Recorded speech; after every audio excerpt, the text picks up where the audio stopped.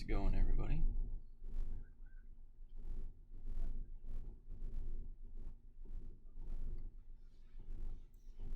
Hope everybody's having a good day.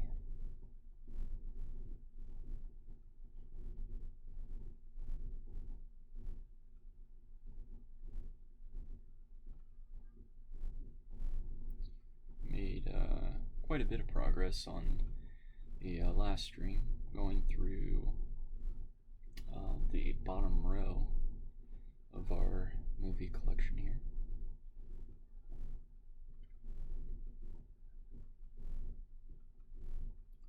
So I think today we'll go through maybe the fourth row and the third row. Should be a lot quicker than the last row, which is basically one and a half rows anyway. So just want to check something out real quick. Then we got to kind of like reorganize what we saved from bottom row, see where they fall in to the top, which is actually a pretty decent stack.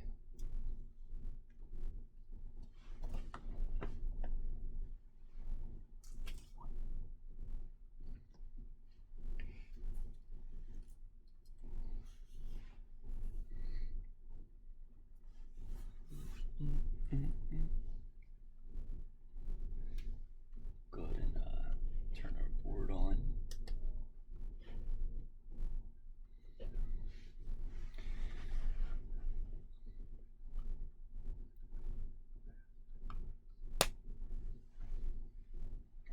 See if I can check the audio levels real quick, make sure everything's coming in clear.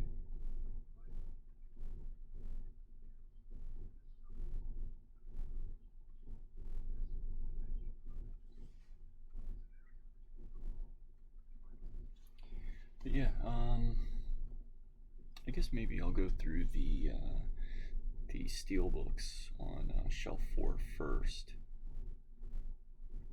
and just start from there.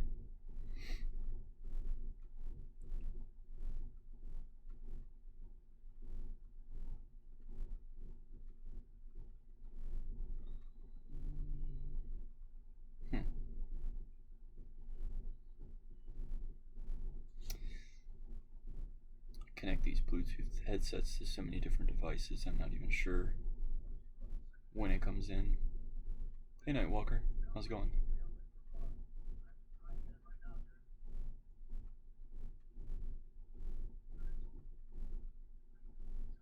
Hey Hunter.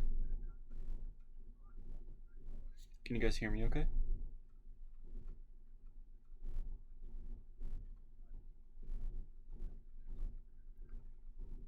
Just trying to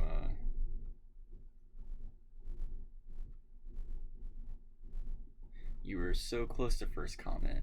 Oh no, you were, sorry. You guys both have a blue name, so it threw me off. But yes, you were first comment by like 2 seconds, 3 seconds. So okay, good, it sounds good. Yeah, so today I figured we'd just continue up the next shelves, see what we can find. But first, like I was at Target and I found some Garbage Pail kids. Hey Drew, welcome. I don't know if you guys ever have seen these before, but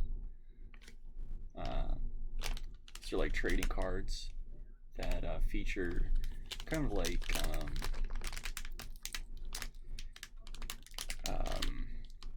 political or pop culture references, and they kind of make fun of them in a way, like parody them. And I saw it at Target when I was picking up some stuff, and figured I'd buy this set. I could have been first, but I had an ad. Yeah, I guess you're not used to those ads. As yeah, the sub, the gifted sub last month. So back to the ads. That's like the best part about subbing is the it's like missing the ads, because I always like go into a channel that I'm sitting at, and if I'm not subbed to them, it's just like yikes. And I miss it, like how they got rid of it on like your Twitch Prime, and how they used to be ad free, and that was like for a while, and then they just nuked it, and it's stupid. I wish they would have never got rid of it. But yeah,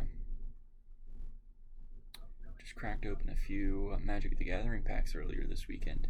I used to play a little bit of Magic the Gathering back in middle school, as when I played that, and the Star Wars trading card games.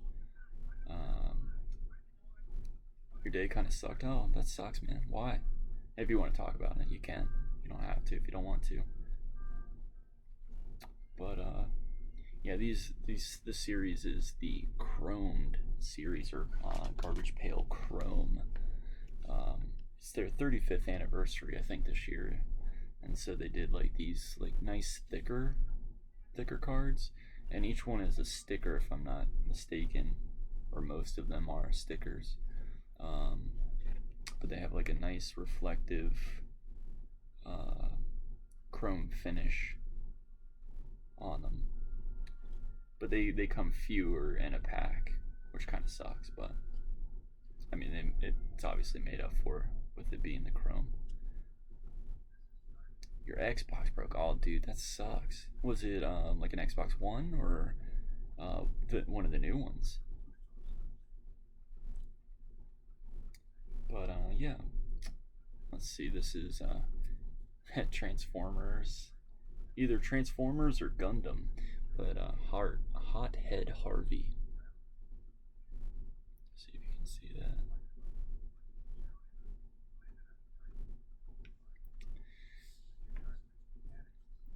The Xbox One S. Damn. What's wrong with it? Just stop turning on, or at the drive or something?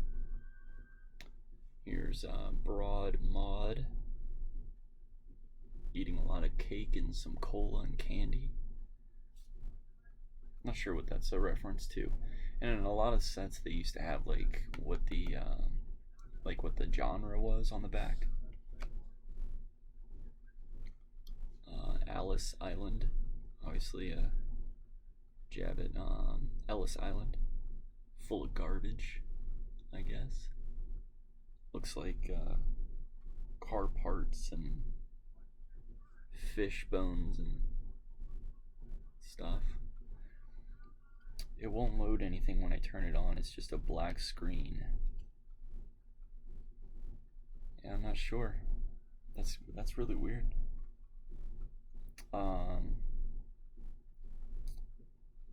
Yeah, I mean, that's good advice, Cell.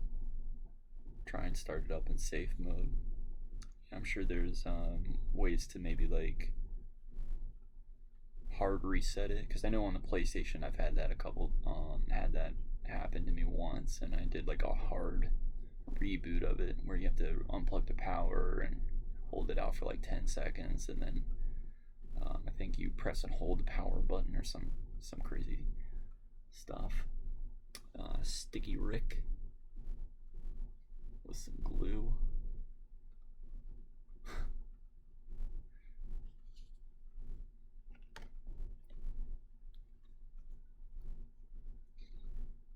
Dang, Cell, with all the tutorial stuff, troubleshooting, reinstall the firmware via USB. Really? Did we get a duplicate? Oh no, I just didn't put it down. I was like, Alice Island again. Smelly Sally. Distorted Dot.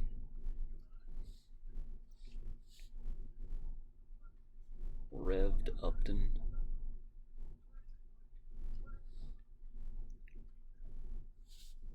Purchased Percy. This one's kind of cool because it's got one of the older Garbage Pail Kids in the background. Berserk Kirk, werewolf.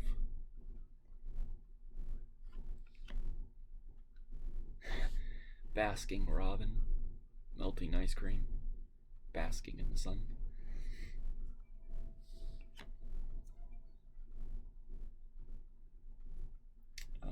Creamed Keith, one of those punching bag, like inflatable punching bags. And then, oh, this one's got like a green tint. Pinned Lynn. But yeah, they're fun.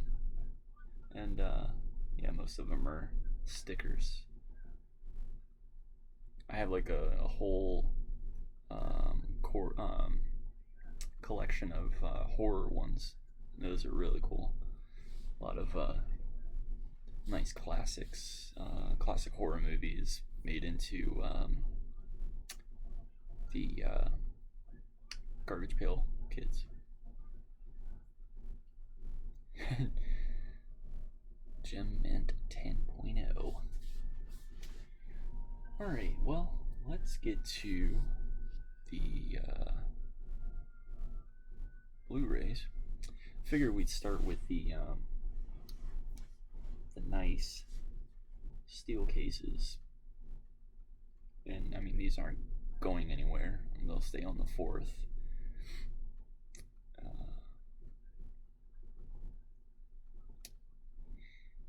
Yeah, there's websites and stuff as well that you can go on, that where you can like log in with your email or register with your email and send updates as it's like stock trackers, and they'll send you an update as soon as they come in stock. Guess we'll start with this side. Actually, the order that I'll put them in is probably alphabetical once I go through them. But this one is an awesome movie. I love this movie. It's The Raid Redemption, which is the first Raid movie. But yeah, this one's fantastic. The main actor,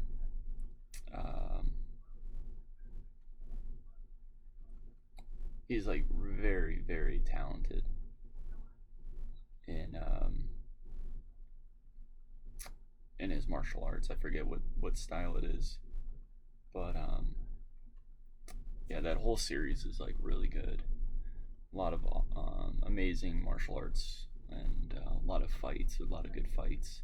The Raid 2 I like a little bit better because it's more of a mafia story as well in there. Kind of like the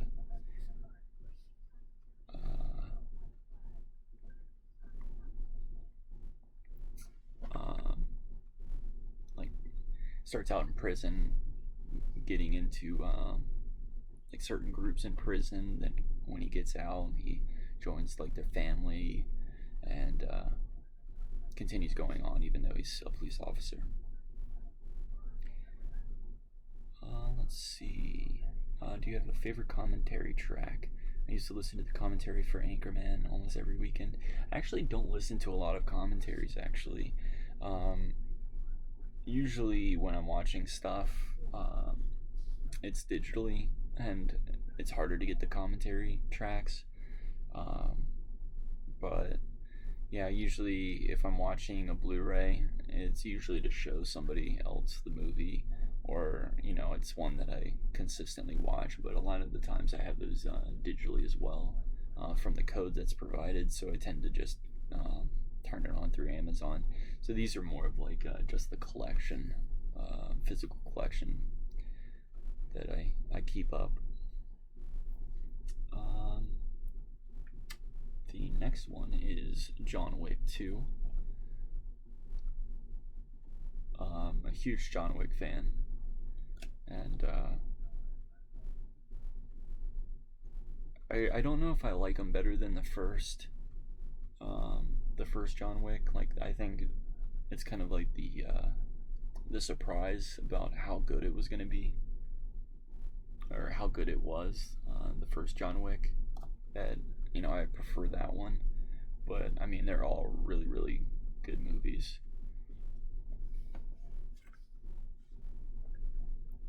Commentary on this is Spinal Tap. Yeah, I bet that's awesome. Arrange them by color. That's actually a good idea. Like Roy G. Biv down the row. Welcome, Parker. I think 2 was the best. I really didn't care for 3. Yeah. Yeah, I mean, I've probably watched 3 the least amount. And, I don't know, there's something more like the first one. I mean, they're both really good, but the first one I just kind of like. I like revenge stories anyway, so I feel like it's more of that gritty revenge, and it took me by surprise when it first came out. So that's just why I kind of hold it higher than the second one. The next steel case is Mad Max, the original Mad Max, starring Mel Gibson. And I mean, it's most of these are gonna be like ones that everybody likes, and I feel like everybody that's seen Mad Max likes Mad Max, and don't really need to talk about most of these because you've probably seen them. But actually, my first introduction to Mad Max was Mad Max Beyond Thunderdome, which is kind of funny because that one's generally considered the worst. But then I watched 2, and then I watched 1, or Mad Max, and I think I like 2 probably the best, but 1's really, really solid as well. It's just cool seeing like the backstory, because I had no idea what was going on in the third one, and like it was just really kind of odd with like all the kids and stuff, like the Thunderdome section up to like him getting the gulag and being sent out into the desert. It was not bad, but then it kind of goes downhill once he meets the kids. It was all right, but Mad Max 1 is really really good. And what's cool is like the original villain is the villain in Fury Road. So that's pretty cool. Which I have that somewhere as well. I don't know if I have that steel case though. Doesn't look like it. I thought I did, but I think I just bought the one that had the noir version of Mad Max. These 3 I just bought fairly recently, and unfortunately I couldn't find the whole set, but it's the Ultraman collection. So Ultraman Q, Ultraman, and Return of Ultraman. And this is kind of what inspired like Power Rangers and like the King Kong type of movies. I mean, King Kong came first, but or Godzilla, but the co-creator of those is the creator of Ultraman, and I was first introduced to Ultraman in this season, Ultraman, which I guess is the second series, but I always thought it was really cool. And there was actually a video game that was released recently. It's a fighting game. I have the first one, but I haven't picked up the second one, but it has a complete DLC of Ultraman. But these are really fun to watch. It's cool. It's kind of got like, they start out small and then they have the power to become a giant to attack the big monsters. So it's very, Power Rangers is kind of what everybody knows. So Ultraman is like Power Rangers. But of course, Ultraman came first. So yeah, I'll have to try and find the third one because I have 1, 2, 4. Unfortunately, I don't have the third, and I do have more Ultraman stuff up here, like kind of newer ones, but we'll get up to those later.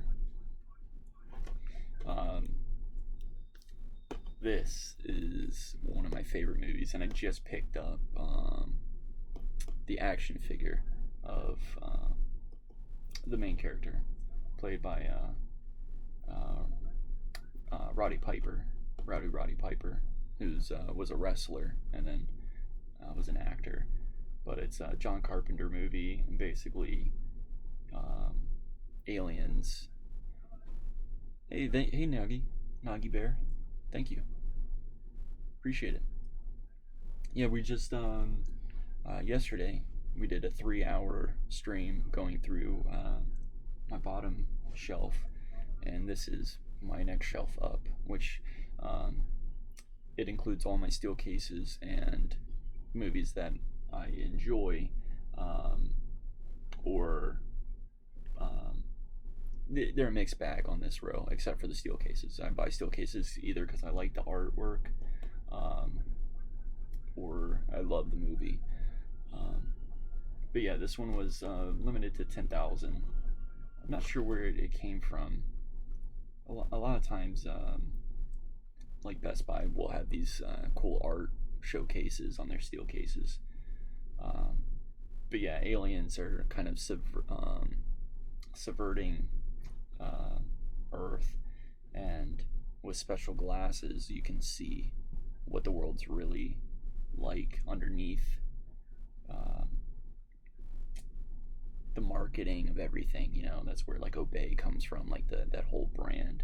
But when you see ads, what they really say is like sleep and buy, consume, obey. It's really good if you haven't seen this one. Consume, recreate, or procreate. Any Gamera movies? No, I don't believe I do.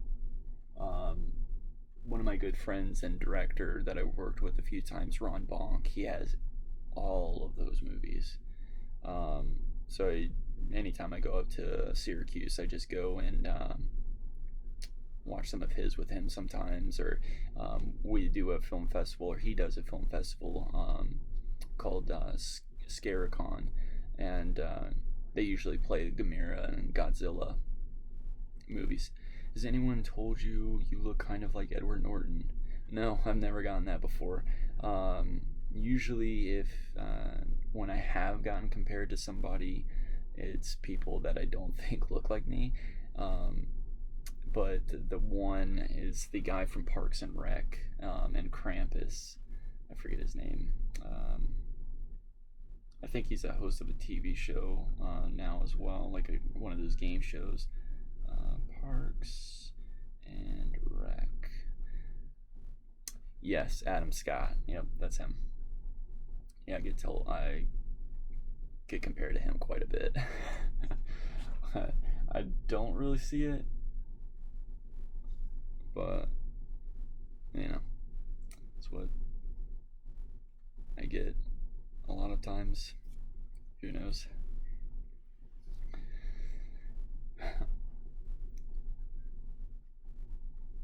But Edward Norton, that's a new one. Totally look like Adam Scott. And Cell doesn't see it. Yes, I did know I look like Freddy from Night of Something Strange. Yeah. Actually, I got some pretty cool stuff from Night of Something Strange. I got my I still have my costume somewhere that I wore in the movie,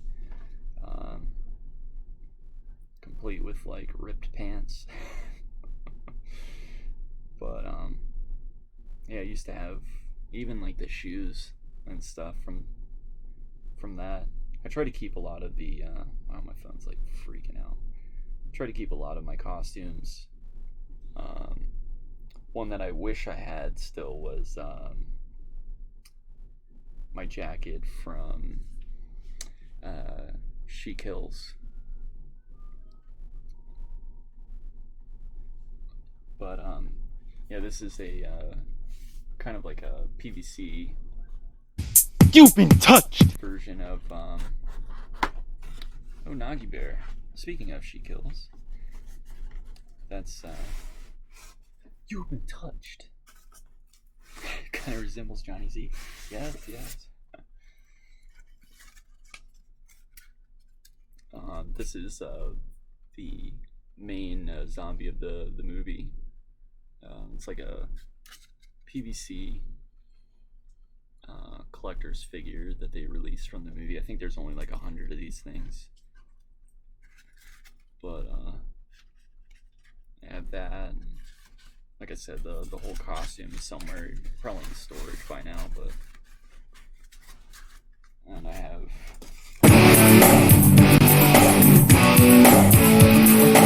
Oh shit! Thank you, Cell, for the gifted sub to Nagy Bear. That puts us at 7 out of 15. Let me also rate the names here. Nagy Bear. Is it a capital B on Bear? Yep. And the sub, which is green. If I can find it, I will wear it.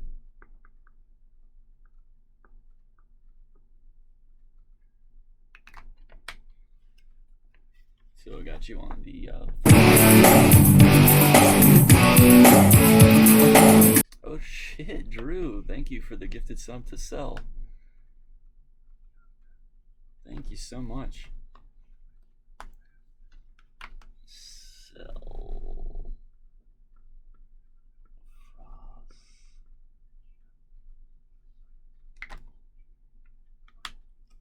There you are, Cell.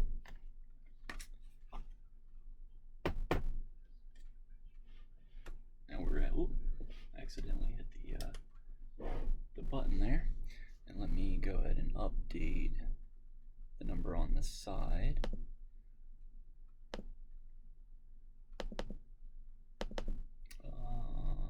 Sorry, that's probably super loud.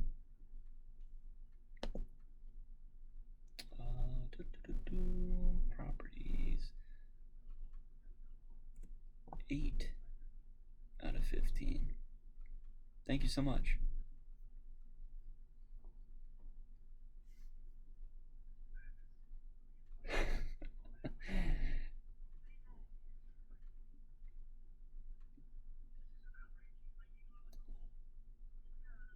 You big old sweetheart. Everyone is gifting subs. I'll gift you a sub, Big Hunter.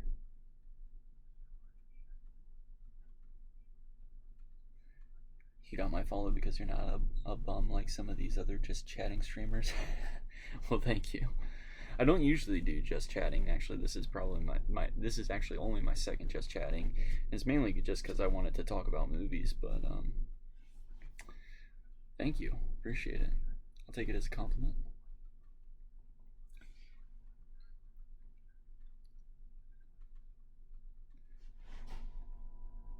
I wish Kiganu was here because I wanted to show him. He's into like weird horror movies, but I can show you guys. A few years back, I used to run, or co-run rather, a VHS distribution company, and we wanted to just basically make big box VHS for independent films, and this was one of our favorite independent films that we wanted to release, and this was our first release. It's called The Taint, and it was filmed out of Virginia, and it's basically the water's tainted and makes men kill women, and it's really weird, and the special effects are all practical, so it's, well, probably 99% practical, but it's got one of the craziest stories and scenes that you'll ever see in a movie. But it stars Drew Bolduc, who's also the director, and I actually ended up working with Drew. I auditioned for a couple of his movies and worked on it with him after we did this release.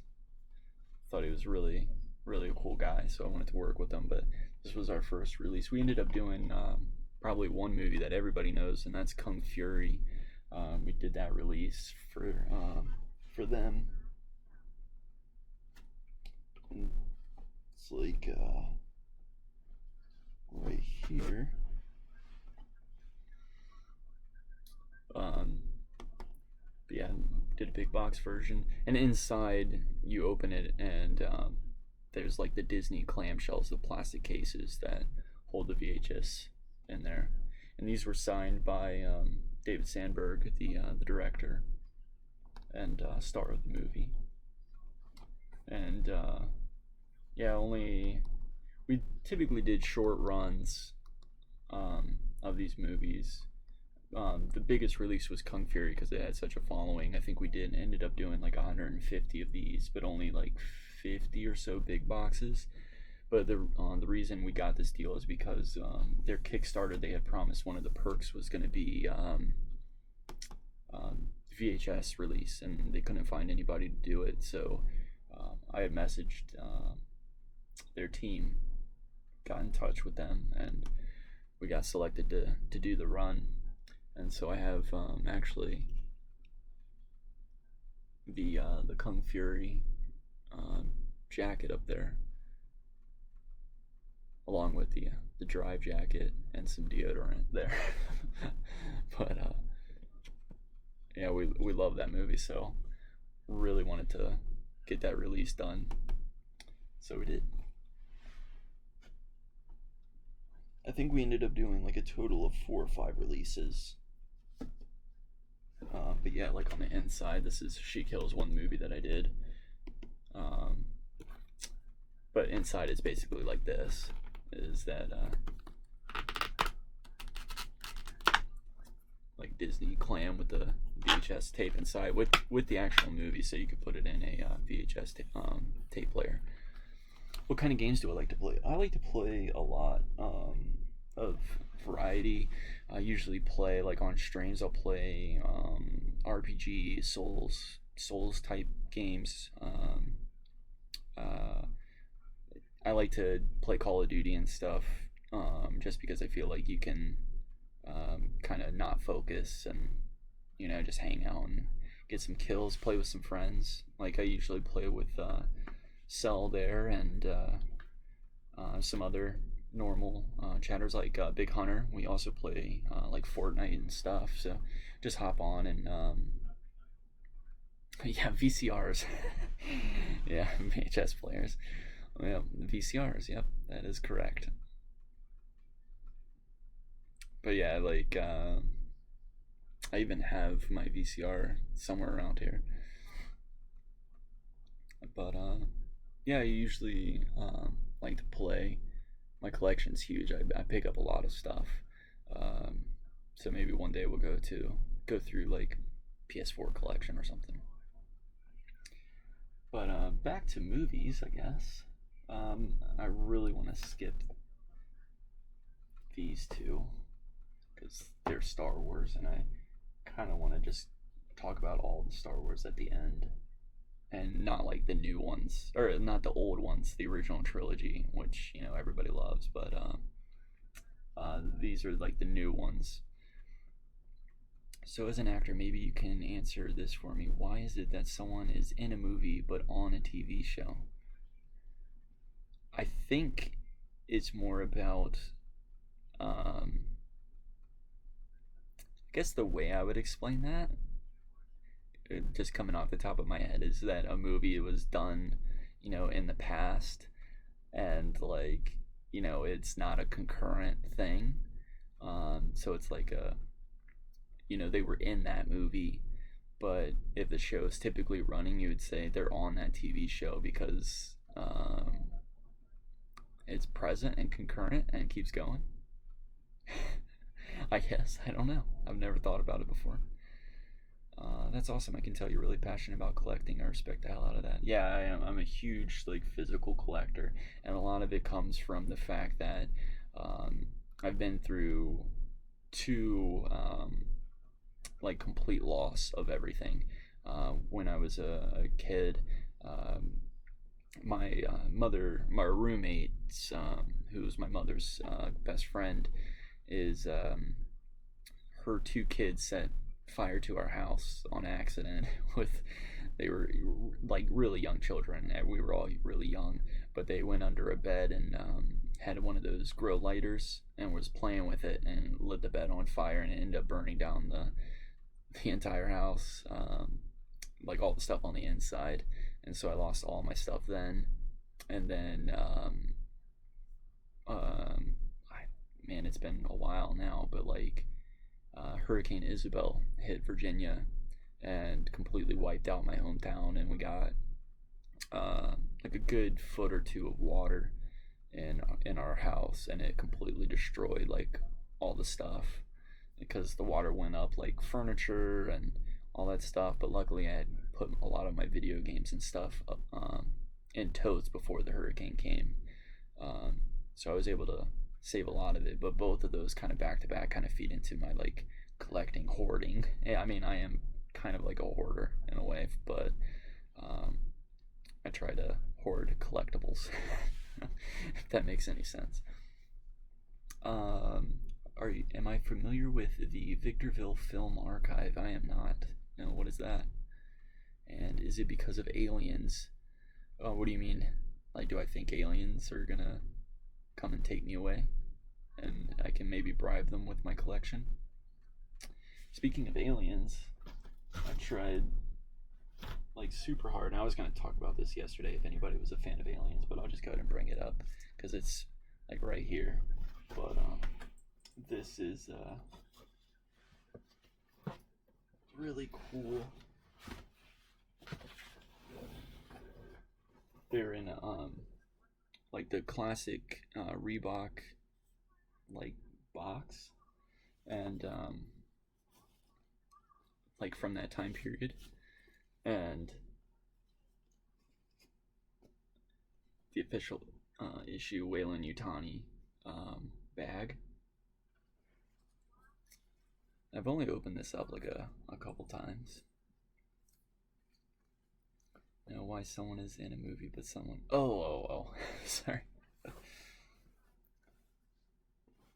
But these are the Alien Stompers, which are like the shoes that they wear in space. They got like the Velcro wraps and everything. No laces. Everything's Velcro. But this was released for their 40th anniversary. This was really hard to find. Like, they were selling out like instantly. But stayed up all night like trying to get these suckers. The Tim Heidecker gag, a Goofy VHS movie archive thing.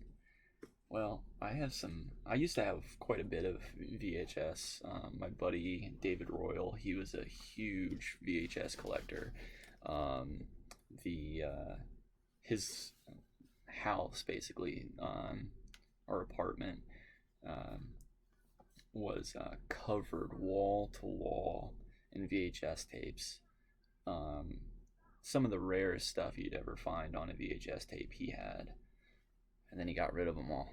I was like, what? Oh my god.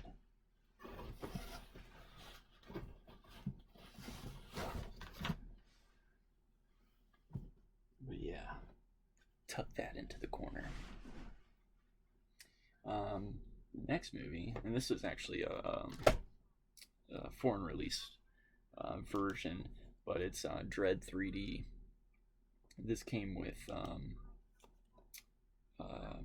a specific like website release this on steel case, and it's the only steel case I could find of Dread. But I really like this movie with Carl Urban.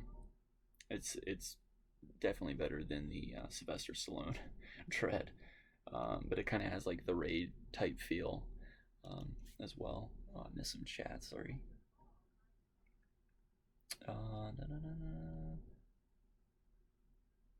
Oh, such a cool find. The shoes, thank you, yeah. And then you guys are talking about Tim Head or Greg Head, which I am unaware of. My dude about to pull an alien out of that box. Wow, that's terrible, man. I'm sorry you had to go through that. But I respect the passion, though, for real. Thank you, thank you. Take a sip. Redeeming some Skynet points. I have a couple options tonight, actually. I could go through. We're sitting next to a little mini fridge, since this is my work office as well. I've got some natural Snapple watermelon lemonade. Saw these today, so I figured I'd pick up a few to try it out. So I'm not sure if those are any good, but I like watermelon and I like lemonade. You could do Mountain Dew per usual. Got Dr. Pepper. I got my favorite water, Essentia. It's overachieving water. I always thought it was weird branding, but I like it. It almost like tastes like you're just drinking, I don't know, nothing. There's no taste. It's just liquid. So it was nice to drink this, as opposed to like tap water out on oh, the Snapple. You want me to do the Snapple? Yeah, I started drinking Essentia when we were filming Johnny Z, because we were out on kind of like the middle of nowhere, and the water was questionable. So let's hear that snap.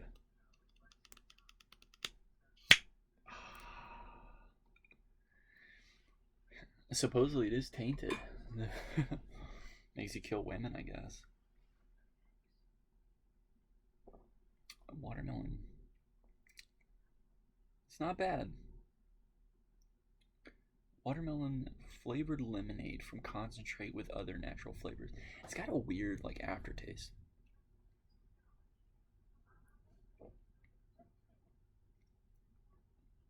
I think it's the watermelon. It kind of tastes tarty. Tart-y. I'm always bad at enunciating my T's. Actually failed actor's voice in college because of my T's not being crisp.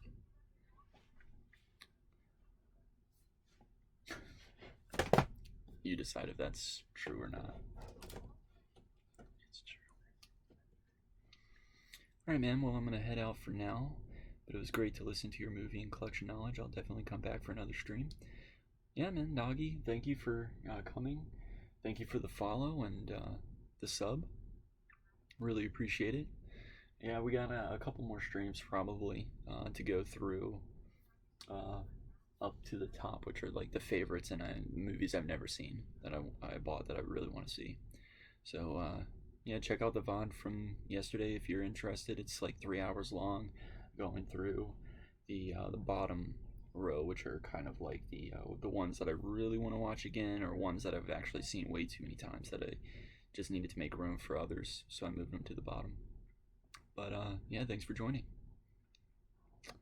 I've actually never had a Snapple. I don't think I've had a Snapple either, honestly, but I like watermelon and lemonade. I've been on a lemonade kick for the last couple months, so saw it when I was going through the aisle and figured I'd give it a try. Of course, man. See you next time. Yep, see ya. Thanks again. Next movie on the list. So I think you're gonna like the next one. This one is Children of Men. That looks disgusting. Ew. This is like the little goo that they put on to keep the cardboard backs attached, but it looks like it's decaying or something. Like, I don't know, that's kind of weird. But yeah, this one's Clive Owen, Julianne Moore, Michael Caine, Children of Men. Basically, nobody can give birth anymore, and then they find one person that can, and so he's trying to protect her, get her to safety. No children, no future, no hope. In the year 2027, so not too far from now. 18 years since the last baby was born, disillusioned Theo becomes an unlikely champion of the human race when he is asked by his former lover to escort a young pregnant woman out of the country as quickly as possible. There's some really good scenes in this one. I like kind of like post-apocalyptic, or nearing that kind of time frame for humanity movies. So this one I wanted to pick up, and I like the artwork, like the embryo or fetus. It's pretty cool. A lot of times I'll pick up a steel case mainly because of the art. Behind the scenes on that is cool. Yeah, I've watched a little bit of like how they filmed the one car scene. That's really popular, or like famous for that in that movie. It's pretty cool. Say post-apocalyptic apocalypse, post-apocalyptic apocalypse, post-apocalyptic apocalypse, and post-apocalyptic apocalypse 3 times fast.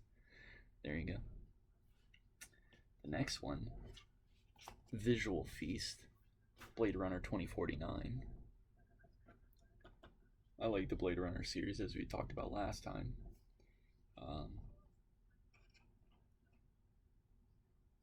So I had to pick this one up. Of course, Ryan Gosling is solid in this one. I actually have another movie coming up. Not coming up to being delivered. It's supposed to be delivered tomorrow.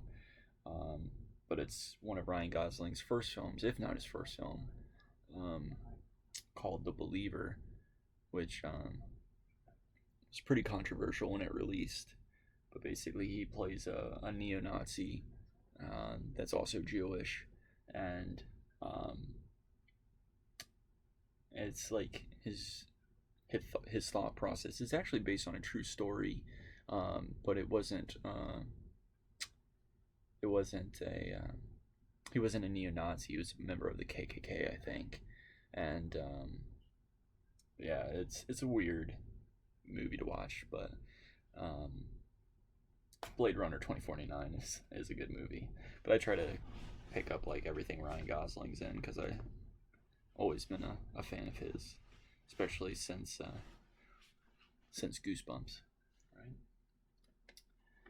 Minority Report, we talked about this one a little bit yesterday, how I prefer this one over like iRobot when it comes to kind of like movies that have like a base rule, like a structure of rules that everybody kind of follows, or like but they're basically broken, and you're trying to figure out why.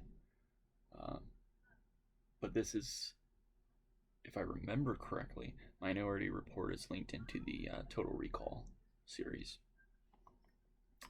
If I remember correctly, I don't remember how, but one of my favorite scenes in Minority Report is when he's chasing after his eyeballs. Tom Cruise is chasing after his eyeballs down the spiral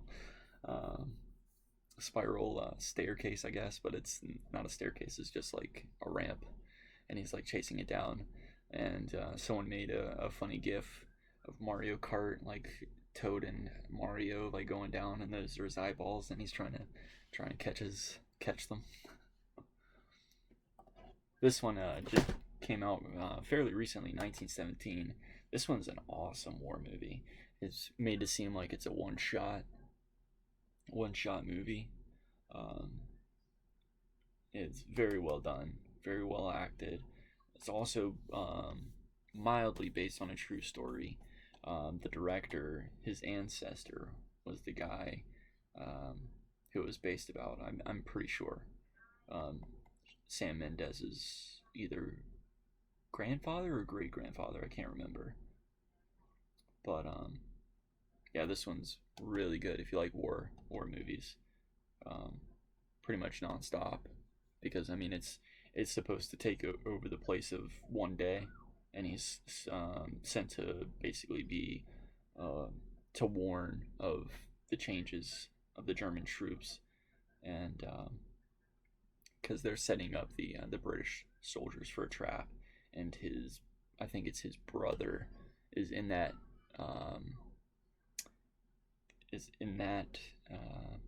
getting ready to be killed because of the trap. So he has even like an extra purpose of getting there on time. So it's made to seem like it's one day. Shot over one day. On long shots. 1917 tells children of men hold my beer. Yeah, they did a fantastic job of putting that all together.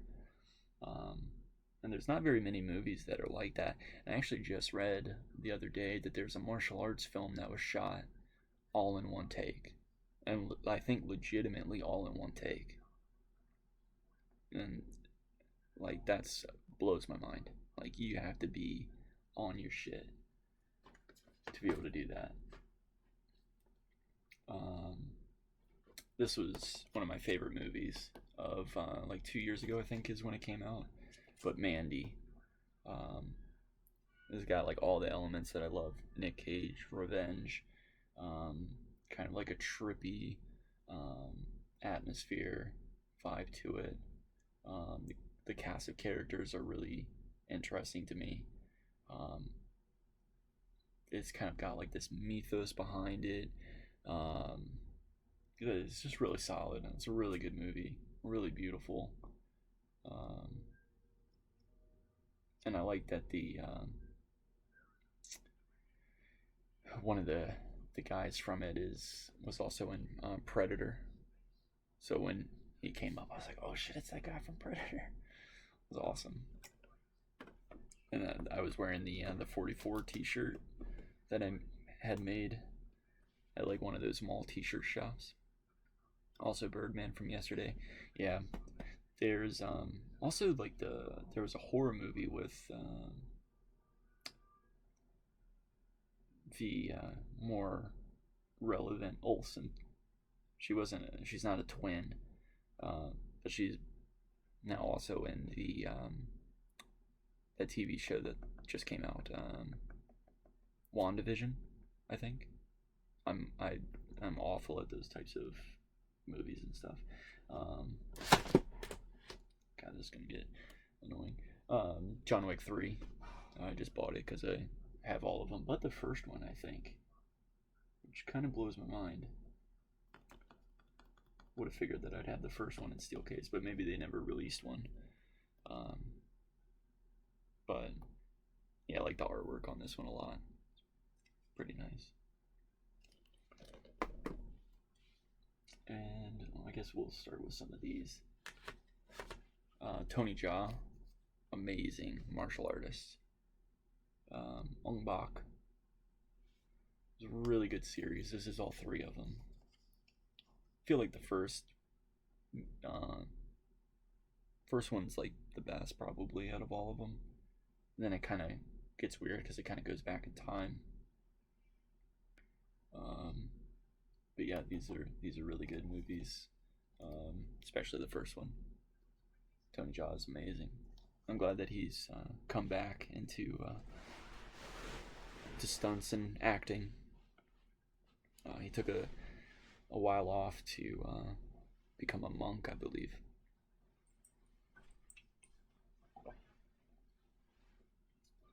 We talked about this yesterday. Stephen King's It, starring Tim Curry. This is my preferred version of the movie, even though the ending is laughable. But it's just so memorable. And so like when I was watching the remakes, all I wanted to hear was Tim Curry saying the lines. Even though, they did a good job, I guess, modernizing it. But like the kid cast in this was really good. And then just has that like old good timey feel. But yeah, I like this version a lot. Yeah, that's a great emote. Shia did an awesome job on this. She did an awesome job, and she also did the My Hydrate emote. I love this movie. In high school, especially, I watched this with my grandfather, probably when I was in middle school, and like Natalie Portman was amazing in it. Gary Oldman was fantastic. I love Gary Oldman in this movie. He plays such a great villain. And then Jean Reno, who plays Leon. Great. This is one of the best like hitman movies ever made. Great story. Gary Oldman's. I love it. And that was actually when I first started trying to like edit, learn editing. I made a music video using the footage from this movie. It's still on YouTube, I think, but privated because I think it's banned worldwide. That and my American History X music video are banned worldwide for the content. But yeah, it's good movie. I love the artwork too. I mean, she looks so good. I don't think I've ever actually looked at the back. It's got one of the sticky stuff keeping it in. But actually, can I pull up the? No, it's like this. The glue is all the way. Hey, buddy. Good evening. Sorry to bother you.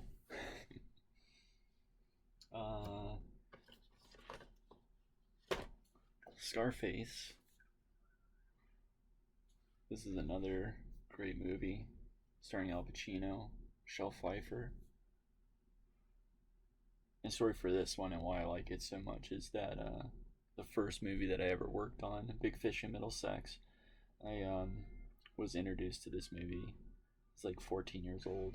14 or 15, and the director, who now I'm like best friends with, he's the director of Night of Something Strange and Johnny Z, and he's also an actor. He was in House Shark as well. He introduced me to this movie, and we sat down and like was watching it in between takes and stuff while they were getting stuff ready. So it's a great movie. I mean, a lot of these movies, most people have seen. So I'm trying to give like maybe like personal reasons on why I like them. Joker, huge Joker fan, so I like try to buy everything Joker. So yeah, great movie, obviously. Everybody's seen it, I'm sure. Deadpool 2. I bought this steelbook just because I liked it better than the first one, just because it included Cable in the story. So it's pretty cool artwork, like the Juggernaut. Ooh.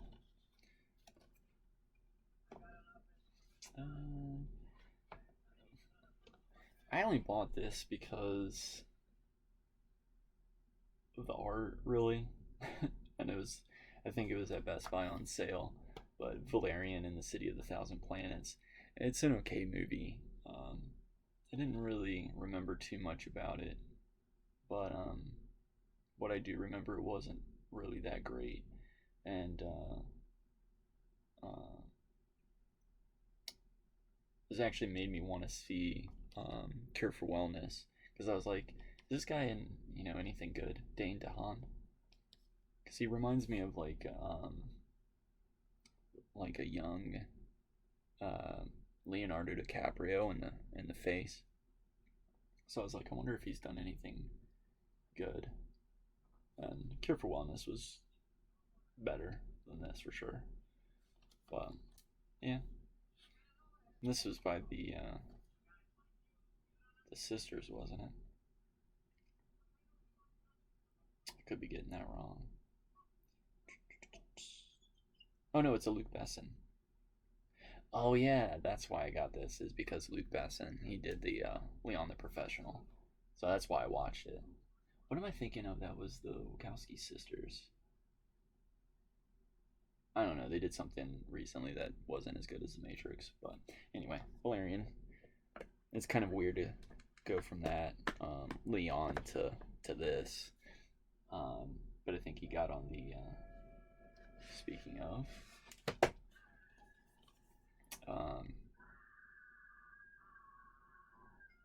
the Fifth Element kind of kick with doing the sci-fi. I love this movie. Bruce Willis, Mila Kunis, Jesus Christ, Jovovich is also in The Messenger, which I enjoy. The Messenger, Story of Joan of Arc. But I love this artwork. That's so cool. A little bit closer. Get it out of the glare. Or actually, that's probably more of a glare. But yeah, I love that artwork, and everybody is great in this. Gary Oldman again is awesome. This is one I haven't seen actually. Prince of Darkness. I bought it because it's John Carpenter, and yeah, I don't really know much about it actually. I haven't watched it yet, but it's one that I should probably move up to the top to watch. But I put it in the fourth row because it's a steelbook. That's really great artwork there. Scream Factory does a lot of good steelbook releases. Taxi Driver, great Robert De Niro movie. Artwork's alright on this one. It's okay. But, you know, not bad. Alien Covenant. I just bought it because it's Alien. I'm pretty sure I have like all the Alien movies that I could find in steelbook. Or that I could find, and this was like one of the only ones in steelbook that was still available. I have the original Alien in steelbook as well. During the 40th anniversary, they did a really cool release at Best Buy. So it comes, 4K and Ultra HD, Blu-ray, and digital. I like the art there as well.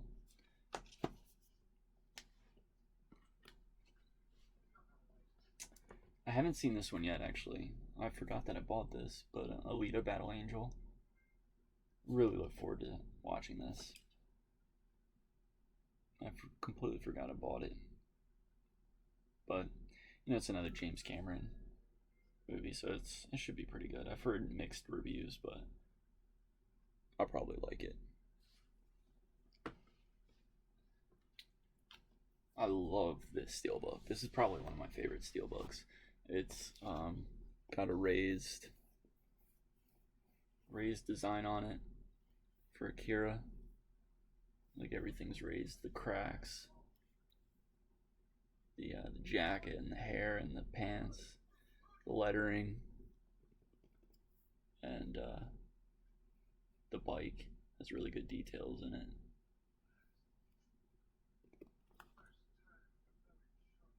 But this is one of the better animes that I've seen. I haven't watched a lot of animes actually, but I like this one a lot.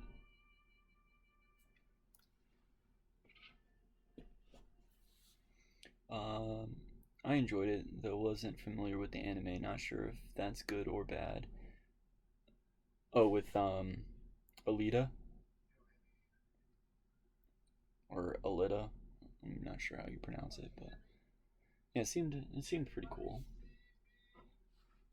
A Quiet Place. This one's got like the texture and the claw marks.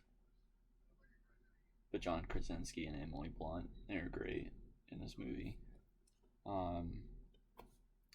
Kind of didn't like the ending with how you kill them, the aliens. But overall, it's a really good movie. I like it. I can't wait to see the sequel. Should be good. Getting down to the last couple. Actually, these two I haven't seen. I bought them just because of well, this one I bought because it's Jake Gyllenhaal and Forrest Whitaker. It's crazy like how ripped he got for this role.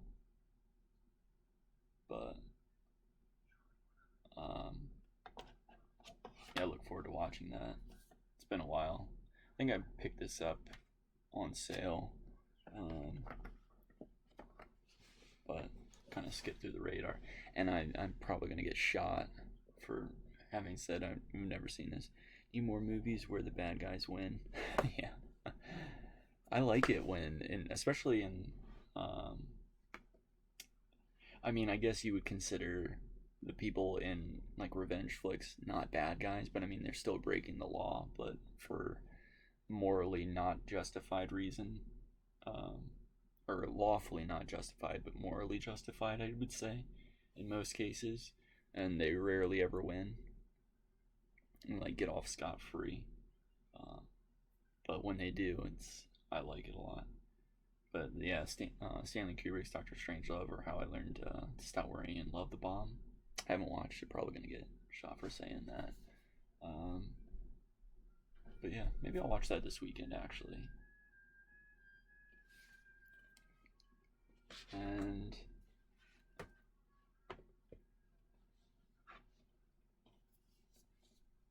Drive.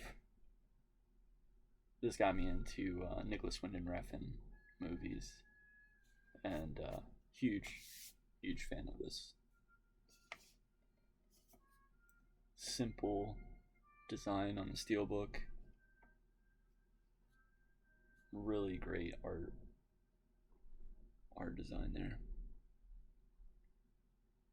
But yeah, this is one of my favorite movies for sure. The soundtrack is amazing. I listen to that a lot.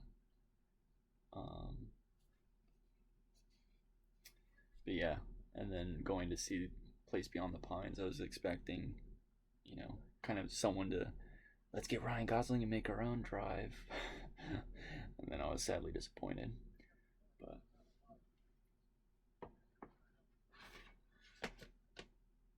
oh well, I guess I need to keep these down. I actually like a lot of movies on this row, like behind, so it'll be exciting to talk about those. And then I have two of the Star Wars steelbooks, The Last Jedi and The Rise of the Skywalker. And I got them just for collection purposes. But as you can see, I don't really care to watch them again. But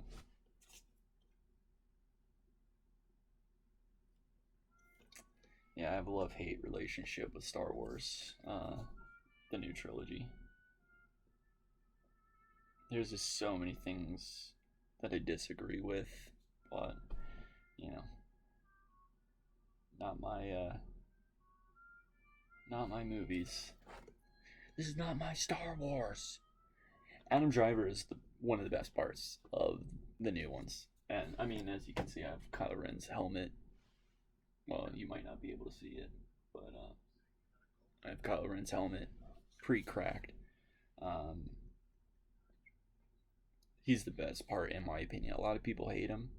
I hate Kylo Ren in general, but I really liked his part. I thought he was the best part, and I would rather have them focus on that, him for the series, as opposed to everything else that they did. And I felt like Poe was a great character and completely wasted opportunity to have him be like a really good character. I would have much rather seen him become a Jedi over Rey. I mean, Rey was cool at first, but I don't know. It was just very bland to me, and like the only parts where I was really enjoying it was Kylo Ren stuff. Did you see Dead Don't Die? No, I haven't seen it. I haven't actually seen a lot of Adam Driver movies, which is a shame because I did like him so much in the Star Wars. It's just, I don't know, Star Wars kind of ruined it for me on watching, those, anything that these people are involved in. I just didn't like, and it's sad, like, The Mandalorian, which I haven't seen all of it, but seeing Luke come back and be like such a badass, even though it's kind of like the fight itself was kind of wonky, but just going back and like seeing him come, and I wish Luke was like that. Like they did better in a minute than the entire trilogy for Luke, at least. Oh, Bill Murray's in it. Is it about like, is he a cop or like a sheriff or something, or a park ranger?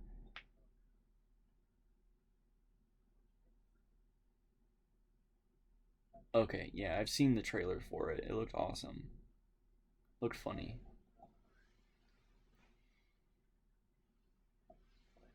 I also like that Adam Driver was a Marine before becoming an actor. I'm That's Snapple. It's got a weird taste. Weird aftertaste. Yeah, Ghost Dog director. Yeah. So I'd probably love it because, as we talked about yesterday, I really enjoy Ghost Dog. I think I'm gonna do. The Mountain Dew is sitting out for a little while, so it's probably a little warm. So I'll probably do Dr. Pepper and then come back to the Mountain Dew tomorrow or something for lunch. Okay. Back row of the fourth row. And then we'll organize these by color. I actually really like that idea on them because the colors are so defined. Welcome back, Hunter. Just got done with the steel cases, so we're moving on to the ones that are actually. There's a lot of good indie movies in here, or like lower budget movies. Thank you for redeeming the hydrate. By the way, shout out to Shio again for making my hydrate emote. It's available to tier 1 because that seems to be like the favorite point redemption. It's from a scene in House Shark where I poured Gatorade all over my face, I think. But anyway, yeah, so like on these top shelves, actually, everything from fourth row up, I put movie Funko Pops because I actually collect a lot of Funkos, mainly for movies that I enjoy or ones that I just think are pretty cool looking. So on this row, there's Predator.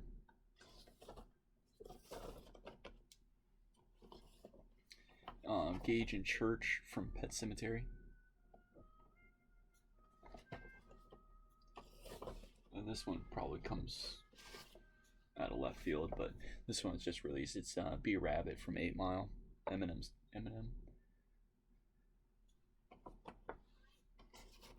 Probably didn't expect that, considering my choice in movies.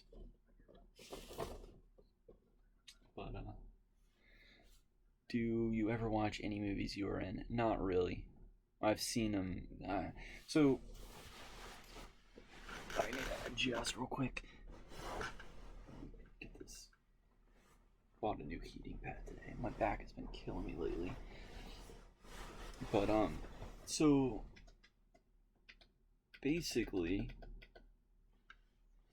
like the process in the movies and things that I work on are pretty long. So for instance, the like a typical, I guess, like big budget film can be shot and released within a year or two. But at the indie level, because everybody has like 9 to 5 jobs as well, at least in most cases, the process can take much longer. And then after that, you want to try and support the project as much as possible. So what I typically do is I go to like film festivals and stuff around the country, and watch it with audiences, and listen to the critiques and stuff like that as people are watching it, which can sometimes be pretty hurtful. But if they don't like the movie, you're listening to them like groan and like not getting the jokes or whatever. Um, so like for instance, I know something strange. I traveled like so many different film festivals and watched the movie so many times already, so it's kind of hard to go back.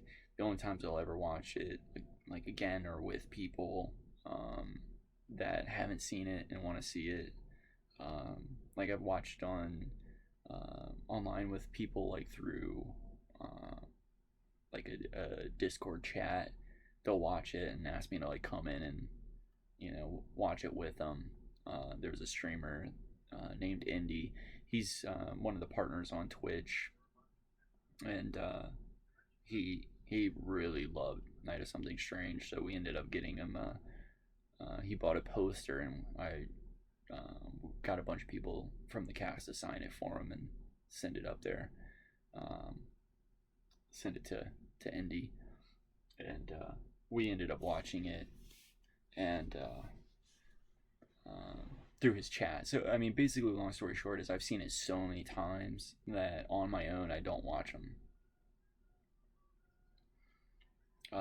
And another reason for that is I critique myself like way too much. Have I ever wanted to fight someone in the audience? No, no. I mean, it's the movies I'm in. They're really for like a certain audience, and a lot of times I can agree, with their critiques. They come in expecting a certain level of movie sometimes, and especially like at horror conventions. Sometimes, a lot of times, like horror conventions have like a film festival edition to kind of like fill it out and give things for people to do. Because I mean, you go into a horror convention, you see everybody, you go through all the vendors, and you could be in and out in like an hour. Of course, they want you to stay, so they do other things like horror panels and like Q&As and contests, like makeup, who can dress up, as a horror villain, like cosplay, and makeup competitions. Like they'll get special effects artists to come in and make people up into zombies or whatever. So they fill it out, and so a lot of the times the programming will have like Hollywood budget movies that they can get the rights to play for a day, and then to fill it out even more, they'll have like indie level films that are there for like a competition aspect of it. And so they're like, this is shit. Like I want to see like good, like top tier high budget movies, but we're working sometimes under like $50,000 on a movie. So they just don't understand a lot of times, or a lot of cases, the movie is not that great. They don't. They would rather be blunt about it than be nice, which I don't mind. I mean, you can be blunt all you want. You paid to get in, so if you don't like the movie, you don't like it. So yeah, back row. Go through this. First one, and a lot of these are actually ones that I'm in. So I put them down there. Not a lot, probably like three or four. The Guest, we talked about this yesterday. Dan Stevens. This one's really good. I love this movie a lot. It's by the people that made Your Next, which is also another great horror movie. But this one kind of kept on your toes quite a bit through the story, trying to figure out what the story is with Dan Stevens' character, and great soundtrack, great lighting and all that stuff. Very well done. Definitely, probably, yeah, definitely my favorite movie of Dan Stevens, with a close second being Apostle, which is on Netflix. But The Guest, definitely recommend.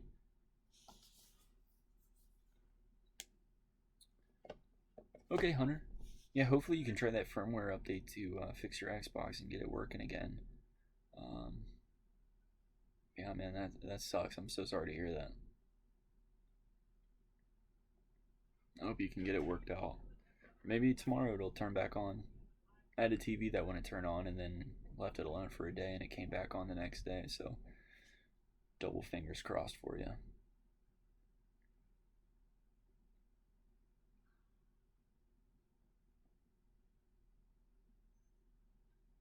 Or who knows, maybe you'll get luck finding us one of the new ones, Series X or something. But yeah, thanks for stopping in. Take care. Um,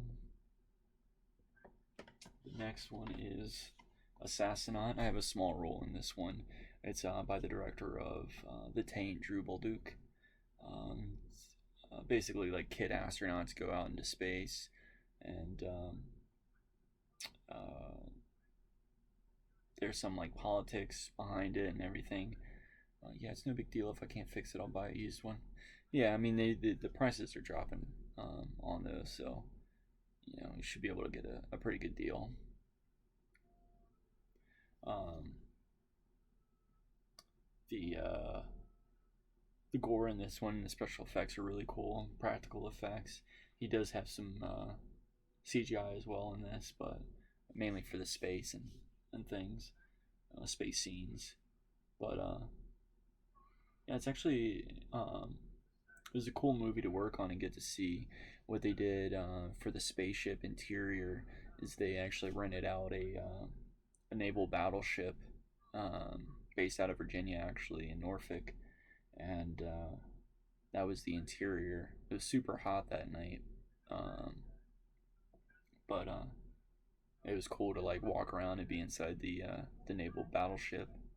I forget the name of it, but it's docked at a museum called Nautilus, um, or Nauticus, and you can like walk in on certain parts of the deck for the museum trip, um, but they got access to like the full thing for the movie. This was ended up being released by Dread Central for their Blu-ray collection, number 17 of their releases. But yeah, got it signed by Drew. He signed it for me. Thanks for being great. But yeah, for my part in it, I was in two scenes. One, I played on the spaceship as a communications officer, and my dialogue's in the trailer. And then I'm also like at the big dinner reception for the kids before they are launched out into space. Um, but yeah, I mean, 90% of the cast, most of the time in the scenes are the four kids and the commander, who's played by Vito Trigo, and he's an amazing actor. He's in a lot of great stuff at the indie level. He's not in Hollywood things, but he definitely could be in Hollywood stuff. He's really good actor. I believe this one's also available on Amazon Prime for free. This is another movie I was in, Empire State of the Dead. There I am on the poster. It's a horror anthology, zombie anthology movie done by, I think it was 8 different directors, something like that. But I'm in the wraparound segment, so basically what that is like the part that brings all the other stories together. Play one of the soldiers in the main group. This was fun to film. It was cold as hell though, and we were shooting up in New York, and it was like sleeting half the time, and it was fucking cold, but it was fun. This was directed by the wraparound segment was directed by Ron Bonk and released under his distribution, SRS Cinema. It was a lot of the shorts were pretty good. Um, some more than others. One or two is like really weird. like off the wall kind of stuff that I didn't really get into. But overall, it was fun to watch and be a part of. This one is actually a part of a series, and I have the first one as well.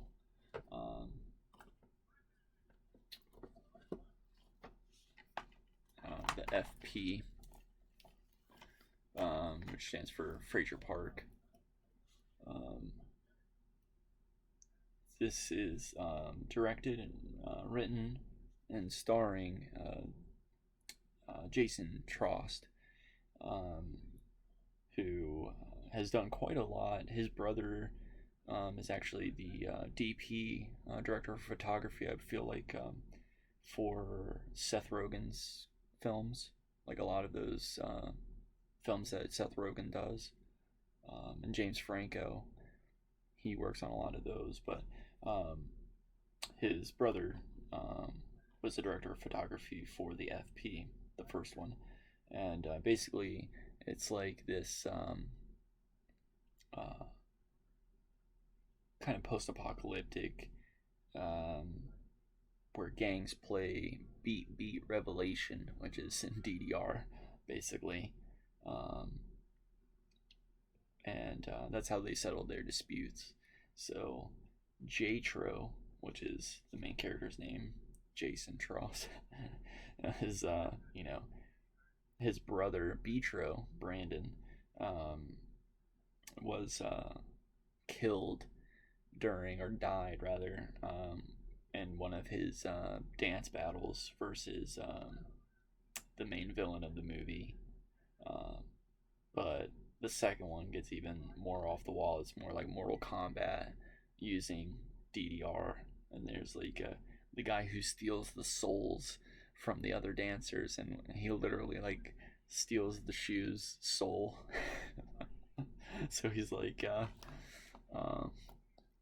Shao Kahn, I think, is the character in Mortal Kombat. But I know he's coming out with another one, the FP3. He's actually done a few other movies. All Superheroes Must Die. What was his other post-apocalyptic movie out of Australia? And he actually wears like a power glove the whole time.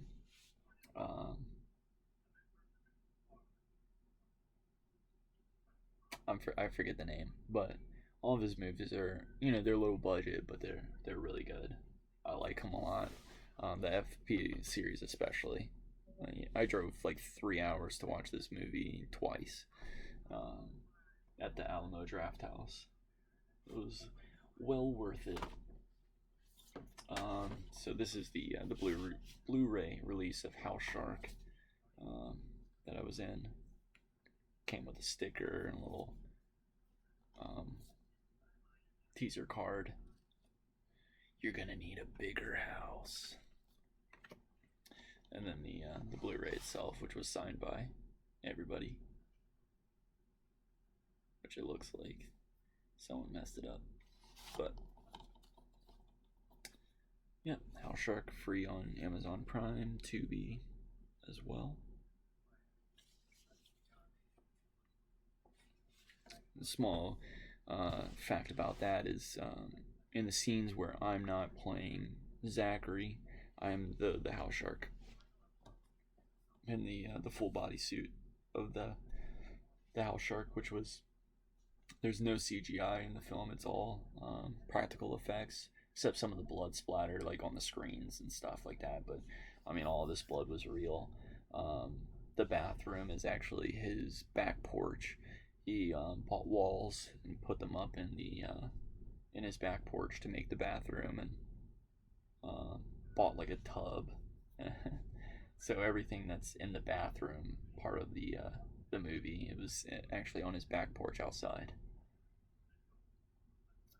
But that toilet by the end of the shoot was really disgusting. I'm glad I didn't have to clean it. But being in the shark was a lot of fun. It was like, what you would imagine being like Godzilla in the costume, like going around, flopping over, doing all that stuff.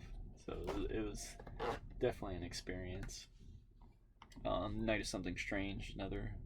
This was my third movie that I got to work on, but my first like major role, where I played Freddy.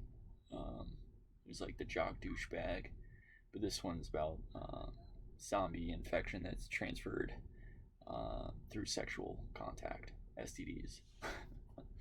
So basically, the main zombie, Cornelius, he's a morgue janitor, and has his way with a corpse that was killed by unknown means, um, or unknown cause of death. And yeah, it's really gory, really disgusting movie. Um, but this was definitely the most fun to watch with like a live audience, because they just had. I mean, you haven't seen anything like this. I can't think of another movie that's like it.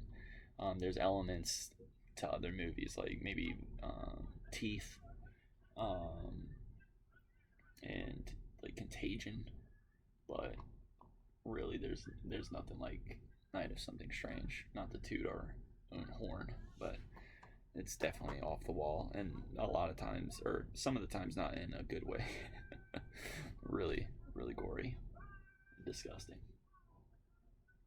Actually, I'll go skip the movie because that one should be at the bottom.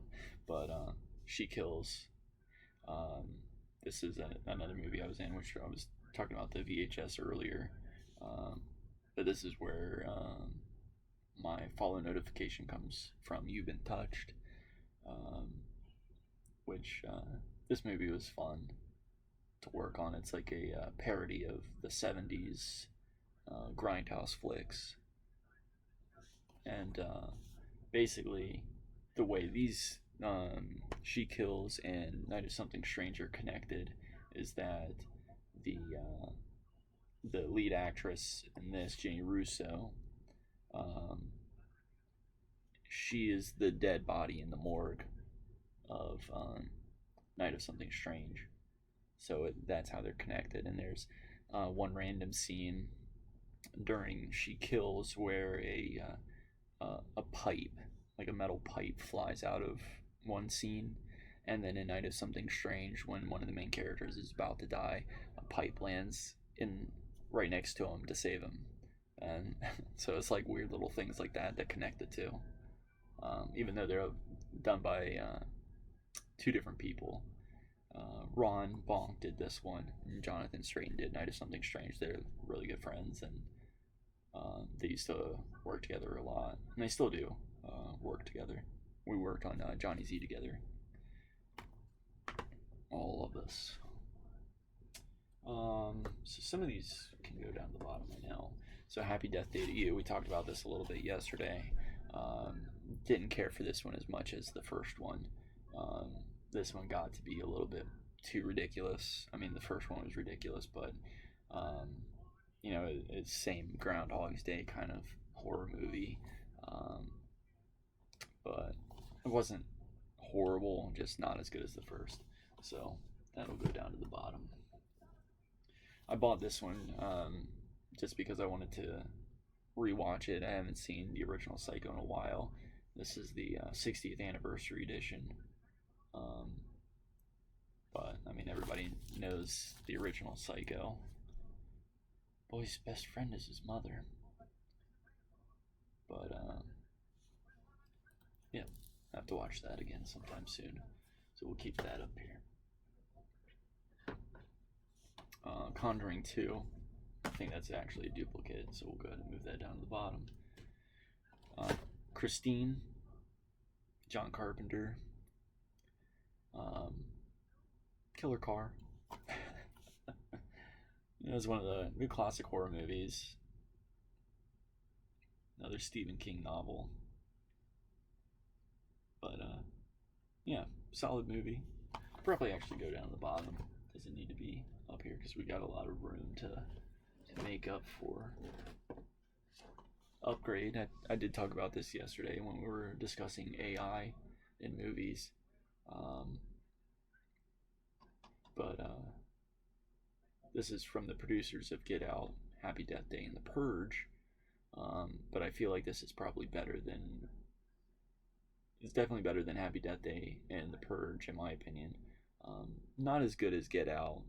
I think Get Out, is better on a different level than Upgrade. But Upgrade's definitely like a good revenge movie. It's got some clever ideas, but basically, his wife is killed in a car accident where he's also in the car as well, but he just gets paralyzed, and a doctor uses like a new treatment, which involves putting an AI computer chip into his neck to kind of fix the connection between the brain and his spine. But it also like talks to him and can take over his body and help him. So when he decides to try and get revenge with the help of the AI, starts taking over more and more. So that's a good twist at the end. So this one's I like this movie a lot. I was really surprised by it. And it stars the Logan Marshall Green, who's in Prometheus. I always think of him as like, kind of reminds me of like a Tom Hardy for some reason. I watched this anime once, Tales of Vesperia: The First Strike. I liked the video game Tales of Vesperia, and I was kind of expecting it to be more of a continuation of that story. I don't really remember too much about it, so I should probably watch this one again. I think I was kind of half paying attention to it, so I need to move this one actually up, maybe to the top, even though I've seen it once. I just don't really remember. Actually, I should probably go on the next level. I love this movie, Valhalla Rising. It's another Nicholas Winding Refn, starring Mads Mikkelsen.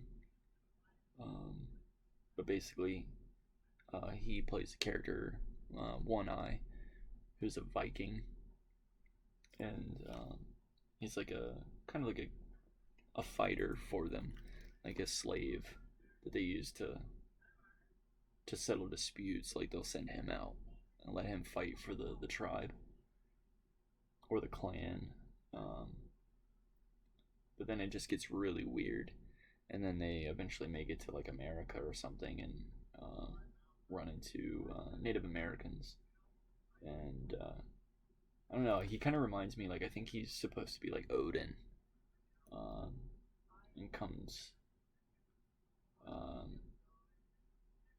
to like America, one of the Americas. I'm not sure if it's North America or maybe like Canada. But this one's really good. I like it a lot. And The Endless, I watched this only once. It was pretty good. It has some really like trippy scenes to it. Probably could watch it again.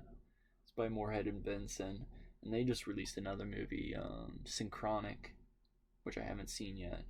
But if it's anything like this, I'll definitely enjoy it. So yeah, I'll move this up again. This is the newer Blair Witch, which was released a few years ago. Didn't like this one as much as the original, but I definitely liked it better than the sequel to the Blair Witch 2, Book of Evil or Book of something. Yeah, when it was originally like marketed, it was, I think, called The Forest, and then they eventually revealed that it's actually a Blair Witch sequel, or kind of like a reboot, but it is a sequel because it's Heather's brother looking for Heather. I think this one's available for free on Prime.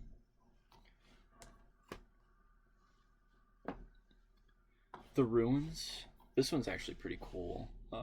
It's got some cool scenes to it, but they get like to some ruins, and then there's like this it's like plants coming to life and like killing them. Um,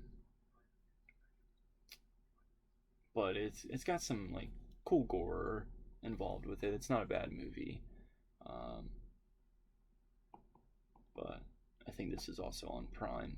Not a bad watch if you're looking for something that um, is kind of interesting. You know, they have to make decisions like if they want to leave, but you know, as they start trying to leave, um, they get killed faster, basically.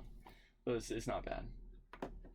Actually, I could probably move that down to the bottom to make room. Close Encounters of the Third Kind, awesome zombie alien movie by Stephen King.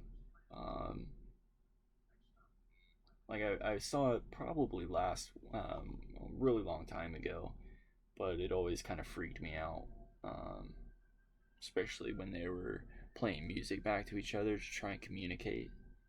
Um, but yeah, it's a solid alien movie, but it's more mysterious for the majority of the movie as opposed to like heavy alien sci-fi kind of stuff, which I liked. But this one seems to have interviews with Steven Spielberg's J.J. Abrams and Denis Villeneuve, who is doing the new Dune. I'm pretty sure. I think. It's been a while since I watched that one, so I'll probably bring it up.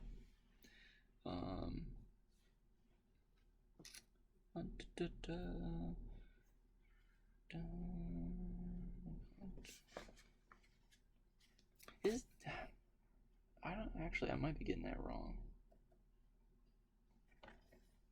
Is Denis Villeneuve doing the new Dune? I know he did Blade Runner 2049. Dune. He is. Yeah, that's what I thought. I'm excited for that. I think um,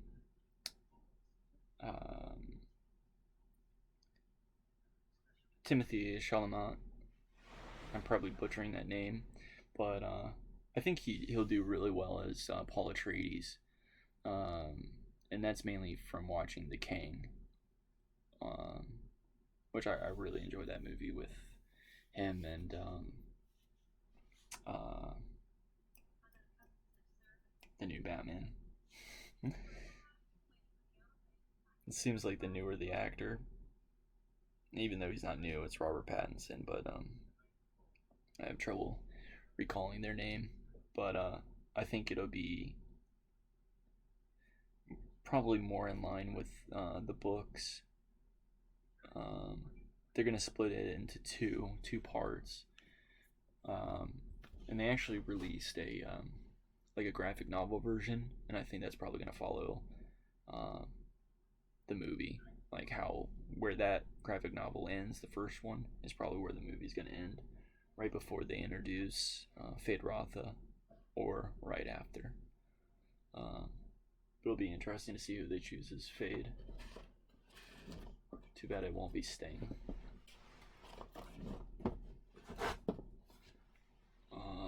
We talked about this one yesterday, Bad Lieutenant. He scored a touchdown. But this one's definitely worth a watch if you like Nicolas Cage. Just keep that on this level. Talked about this on some other streams, but Terminator Genesis. I didn't mind this one as much as I did Dark Fate. Dark Fate I wasn't a huge fan of. I really don't like what they did with the series at that point. But this one kind of seemed to just be too much of the same thing. Like, one, I didn't like the casting of Sarah or John Connor. Or not John Connor, but Kyle Reese. I didn't think they really fit the part. But yeah, I didn't mind it as much as Dark Fate. Salvation, I think, is better than this in a lot of ways. But then Terminator 2 and Terminator 1 blow them both out of the water. Terminator 3, I like in some ways, but yeah, I should probably put that down at the bottom, which is sad because it's a Terminator film. Skyfall, I've only seen this once. I mean, I can't really think of like a bad James Bond movie. I think Daniel Craig does a great job as James Bond. Javier Bardem is a fantastic actor, especially in like No Country for Old Men. So, yeah, it's not bad. Not bad. This one gets a lot of flack. It's not very much loved, but I enjoy it. A lot of people say she's not my Buffy now because, you know, she's outspoken, but Buffy the Vampire Slayer. The reason why I like this is because of Rutger Hauer and Paul Rubens.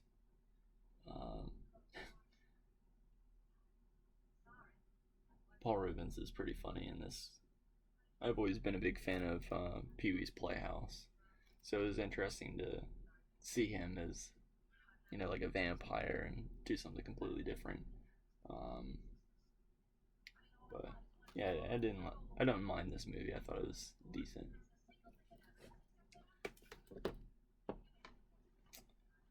We Are Still Here. This one's actually a pretty good ghost movie. The special effects on like the ghosts are pretty cool. It's like they're burnt. The beginning is kind of slow, but by the end it picks up and it's pretty solid. Pretty solid. I'm not sure if that's really available anywhere to watch. Maybe on Netflix. Hobo with a Shotgun. This is an amazing movie. I feel like Rutger Hauer kind of fell off the map for a while, and this was like a big resurgence for him. But yeah, it's pretty crazy, over the top, pretty violent. But yeah, this one's good to watch. I really like it. Rutger Hauer is awesome. There's so many good movies that he's in. This one's really good. A good Michael Mann movie, Manhunter. This is a Silence of the Lambs, Hannibal Lecter movie. Takes place before Silence of the Lambs. And it stars the really creepy guy, oh god, what is his name? Tom Noonan, who's in RoboCop 2 and plays Kane in RoboCop 2. But this was remade as Red Dragon with Ralph Fiennes and Edward Norton and Anthony Hopkins. Anthony Hopkins wasn't always Hannibal Lecter.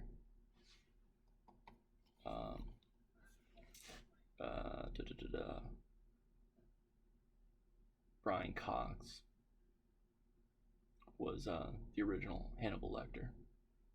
But another Michael Mann movie that I really enjoy is Heat. That's got a great cast and excellent shootout scene at the end. But yeah, I really like this cover art.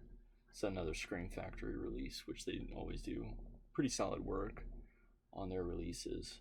But basically, FBI profiler can kind of get into the minds of the killers, and he sees what they kind of see when they're doing the crime, and that's why the FBI like him a lot. But he kind of wants to get out of the game, but they bring him back for one of those like old tropes, like, I'm ready to retire, but we need you for one more. Okay, I'll do it. But bites off a little bit more than he can chew. But I don't know. This is a bit of a stretch. Superior to the Silence of the Lambs. That's a bit of a stretch. That's from the Entertainment Weekly. Of course, they didn't provide a name to that, but it's probably one of those snippets like the music in this version is superior to the Silence of the Lambs, and they just clipped off the music. Because there's one like really good scene with Tom Noonan, and they're playing. What is that song called? I'm so bad with music song names, but it's dun dun dun dun dun dun dun dun dun. Bum, bum, bum, bum, bum, bum, bum. But here's another copy of They Live. Obviously, big fan of that. I like what they did with the sticker here. Bye. But yeah, it's a great cover. Obey. It's another Scream Factory release. They all, I mean, like I said, they've always done excellent covers. This is great collector's pieces, in my opinion. Spirited Away. I was introduced to this by my second girlfriend. She loved this movie, and it's really good. Really good movie. It's actually been a few years since I've watched it, so Studio Ghibli classic. I have to watch that again. Iron Butterfly. That's the name of the song.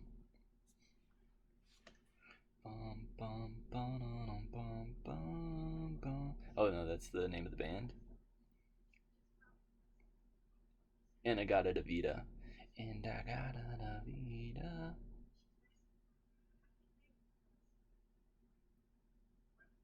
Such like a good riff. Oh, of course it's playing through my Bluetooth, that's it.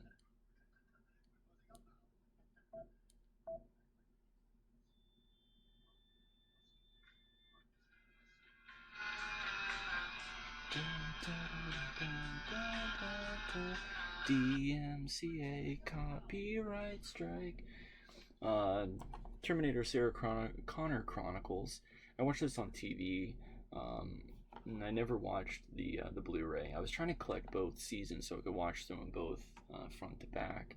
But this was kind of where Lena Headey, getting bad with names, had like her first major role that I can think of before Game of Thrones. But yeah, I really need to rewatch this once I get the second season. Rewatch both. The Exterminator. The man they pushed too far. Unrated director's cut. He's like a war vet. Comes back and his friend is killed. So he gets revenge on him. Of course, another revenge movie that I love. But I always thought, that cover was sweet. Bone Tomahawk, a great western movie, starring Kurt Russell and Matthew Fox. If you haven't seen this and you like western movies and cannibal films, it's actually cannibals, yeah. So we were talking about cannibal movies yesterday, but this one's good. It's got a great scene where one of the characters is tortured in a most disgusting way. Kill Switch, another Dan Stevens movie. This was more of like a lower budget, kind of like a sci-fi production film. But it was interesting. A lot of it's in first person. Once an event happens in the movie, it switches to first person. Not bad, not great, but I like it enough to put it up.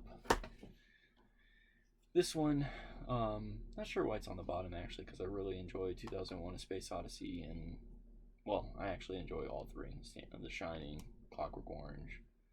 Probably could go up to the favorites row.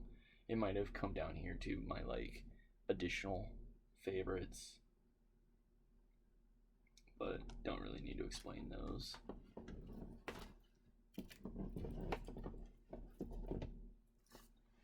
Edward Scissorhands. This one freaked me out when I was a kid growing up, and especially like when he's like cowering in the corner when she like comes up to investigate the house to try and sell her makeup.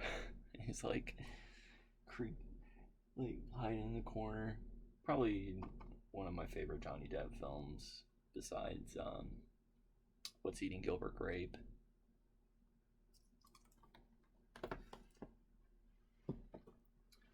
Dick Tracy Calling Dick Tracy, starring Warren Beatty. I always wanted to watch that they had. But Al Pacino's really weird in this one. And I like that all the villains are like really like comic booky, you know, because it's based off an old strip. But excellent makeup in this. But Dustin Hoffman's in it, Al Pacino, Madonna. But yeah, great practical effects, and I always wanted that watch. Kingdom of Heaven. This one's alright as the director's cut. The original theatrical kind of sucked. They didn't really get into like the meat, but it stars Orlando Bloom, and basically it's like the fight for Jerusalem, from like trying to defend Jerusalem from the Muslim advances of God, what was the leader's name at that point?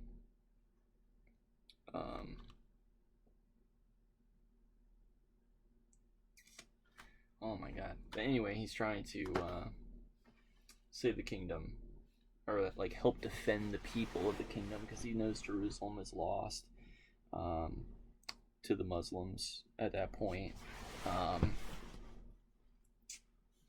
And I think it's Edward Norton who plays the King of Jerusalem at the beginning, who I love that character design. I'll pull it up real quick. Edward Norton, Kingdom of Heaven. He's a leper, and he wears like a mask.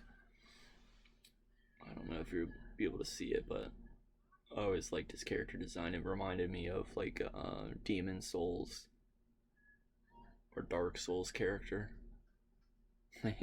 Just really cool.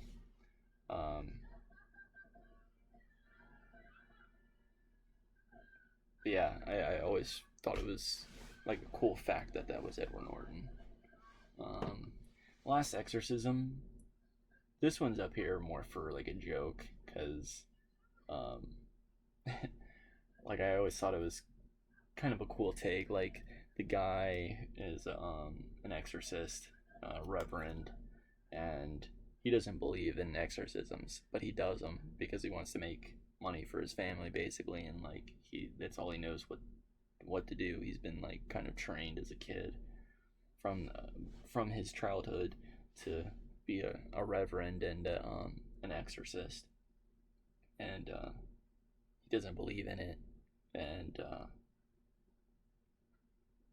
the movie goes on. He's doing a documentary basically with this crew, to basically show how he does his exorcisms that are fake, and because he thinks it's all in their mind, and then he's basically like, I can help somebody in their mind, you know, it's better than nothing at all. And so he does one last one. That's why it's called The Last Exorcism. And you don't know if it's like real or not, because like some things start happening that shouldn't happen. And um, I was like, at the end, I thought it was funny, some of the dialogue that her possessed self has, um, and just one of the faces that she made, and it always looked like Michael Cera to me, as dressed up as a woman. But you know, I don't know. It was just funny when I first saw it, and so it's been up here. And I like, found footage, mockumentary kind of stuff. A Beautiful Mind. I love this movie. Another Ron Howard movie. Although my guilty pleasure movie starring Russell Crowe, even though he's got like a great repertoire, a great filmography. Um, one of my favorite movies with him in it is Virtuosity, where he plays an AI that's brought to life, and he's known as Sid 6.7 because he's like the 6.7th version, but he's an amalgamation of all the bad people, serial killers like Hitler and all the stuff molded into one like villain, and he's used as like a training exercise for cops, and but he's released with new technology, and in this one I like Jennifer Connelly a lot. She was my first crush when I was a kid. First time I realized like I liked women was for Jennifer Connelly with The Rocketeer. So I like Jennifer Connelly a lot. Hey Waffles, thank you for the lurk. Ooh, two drinks. How are you doing tonight?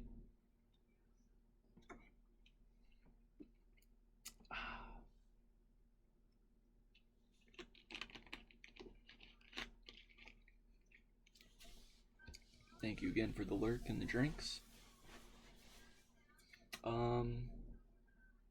Actually, some of these movies need to move up to the top. The new Star Trek I actually enjoyed. It's by J.J. Abrams, starring Christopher Pine, and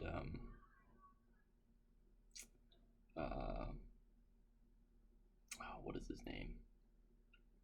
Zachary Quinto, and Anton Yelchin is in it. It's a shame that he's passed away. He's really like a great actor, especially like in The Green Room, which I believe that's further up.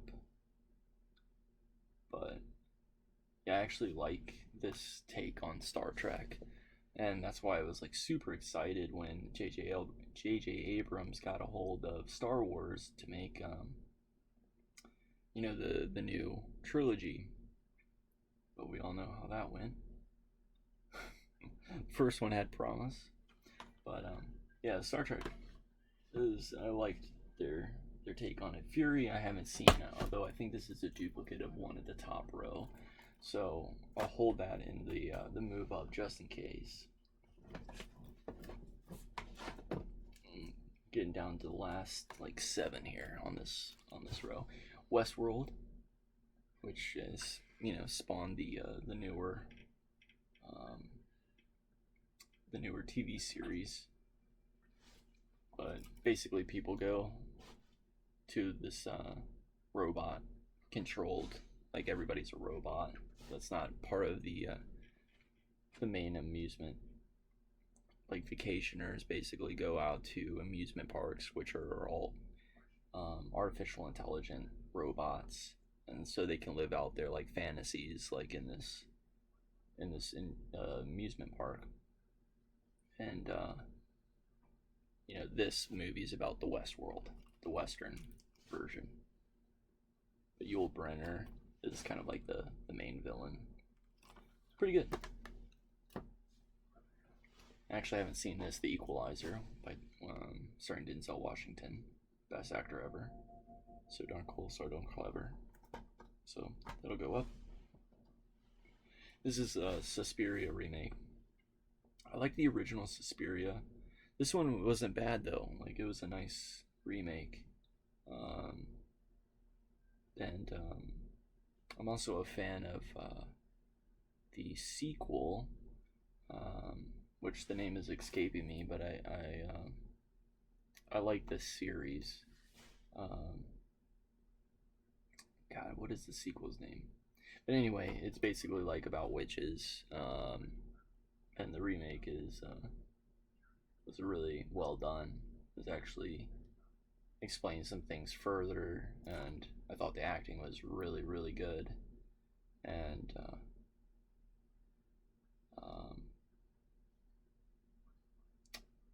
the ending was really good.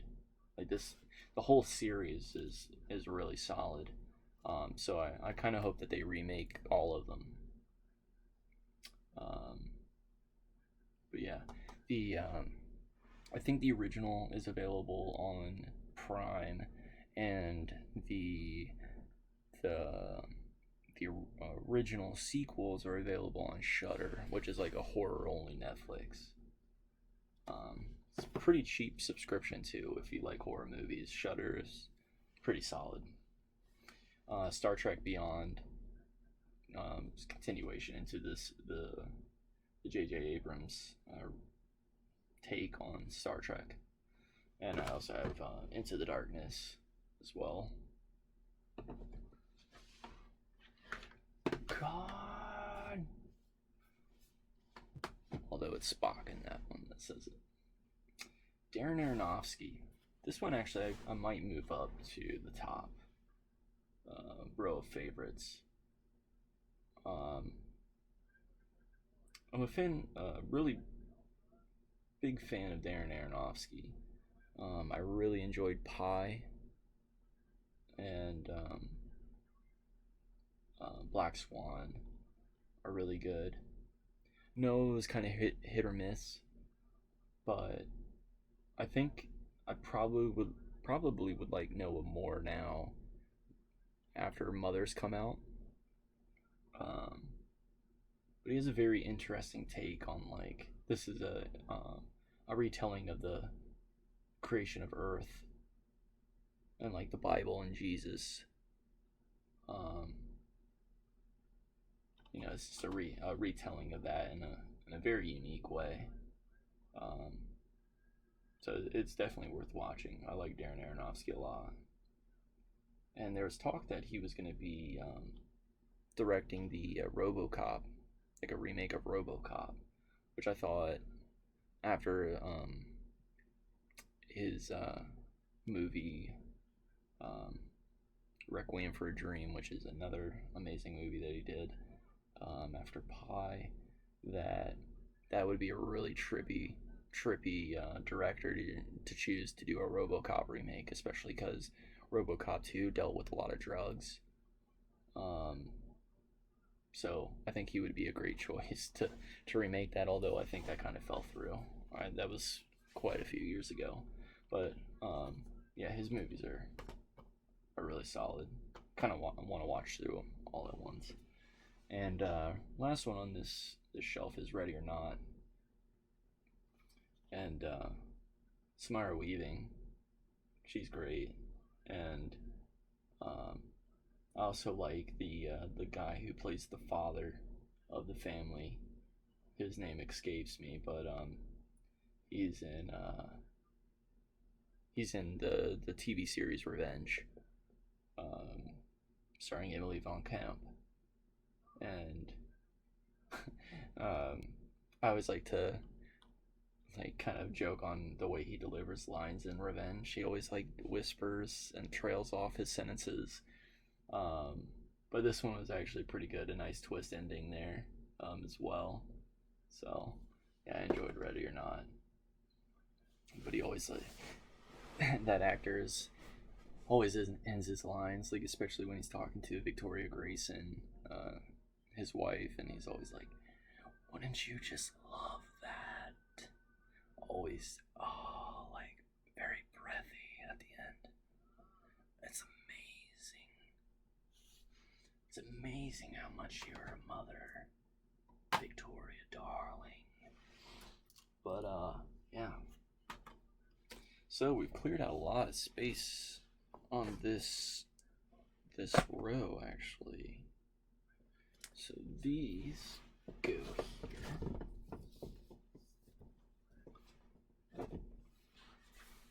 Let me see. So this row is not quite favorites, but good, that, you know, I would watch every so often. I think Upgrade could probably go up to one of the favorites, unless we run out of room. Valhalla Rising, I think the reason this one's down here is it's a duplicate, but duplicates go down at the bottom. But we'll double check that. Bad Lieutenant can stay down. Skyfall, I think I might move Skyfall actually down to the bottom.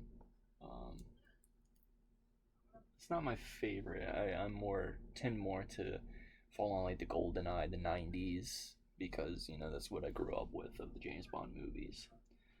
Buffy the Vampire Slayer, probably move down to the bottom. I haven't really had an urge to watch it much at all. We're Still Here will stay. Hobo with a Shotgun will stay. Manhunter will stay. They Live is a duplicate, so we'll have to move that down to the bottom, as much as that pains me.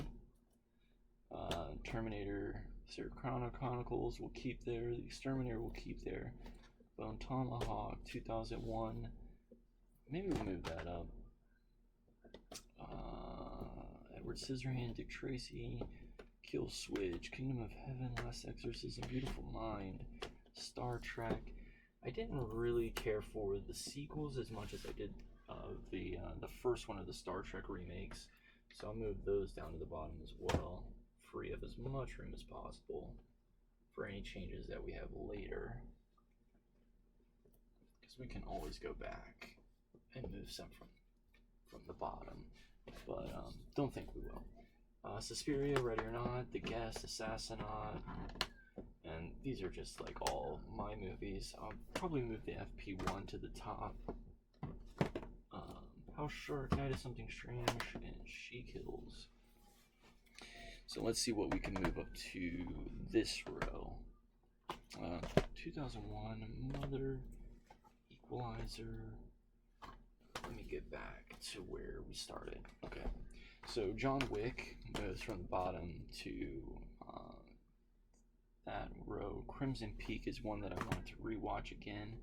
Out of the Furnace, same thing. Law Abiding Citizen, we can move to this row. Donnie Darko will move to this row. Braveheart, Maniac, Seven, I want to move up a little bit further. Beauty and the Beast will keep here. Princess Bride will keep here. Twister will keep here. Sleepy Hollow will keep there. Henry, I want to move up. Neon Demon, I want to move up. Natural Born Killers, I want to move up. This collection just for JFK. Birdman will move up one row. Get Out will move up one row. Logan will move up one row. Serenity will move up here. Source Code, I haven't seen that, so that needs to move up. Force Awakens will move to here.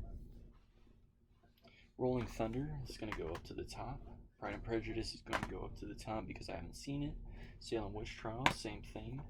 Commando and Direct Contact, same thing. Don't Breathe, this row.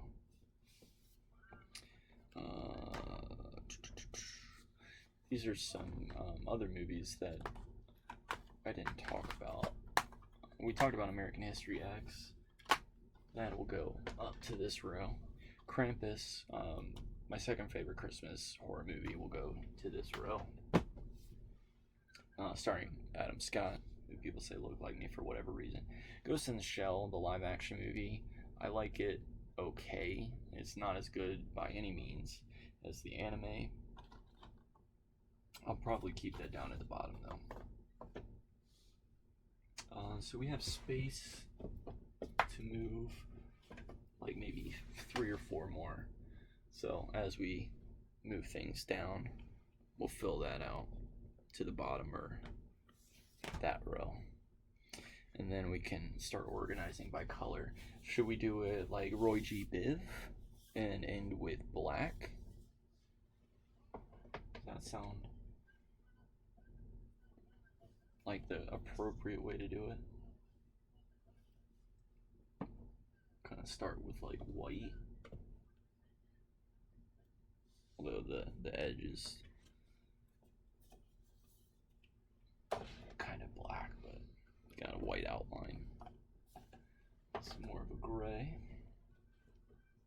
I guess gray would be, well, this one's kind of like a red. This one is white as white can be. Elita is black. Alien is black. Alien is black. Taxi driver is like a violet, or purple rather. Prince of Darkness is kind of like a green. Red, orange, yellow, green.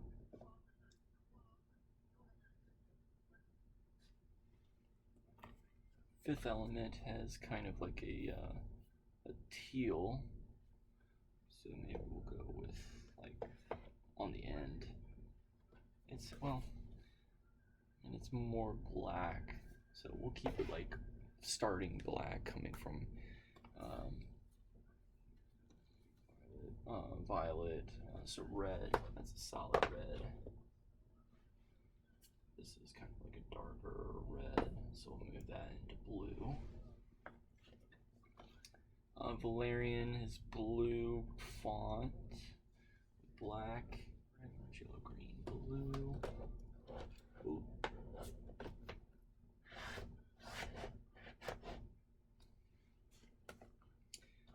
Joker is white and black. So we'll start with the black side, going to white, as it's like it never ends. Scarface is red. Oh my lord, it's all falling apart. Leon's yellow. Orange, yellow.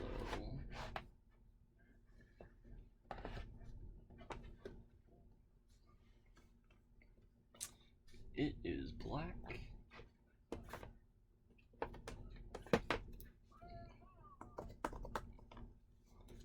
Ombak is black.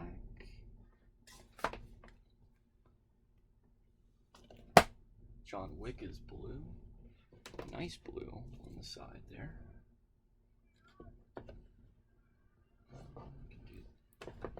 One of those. Red to blue, and blue and white, and blue and red. Mandy is a nice violet purple. 1917 is black.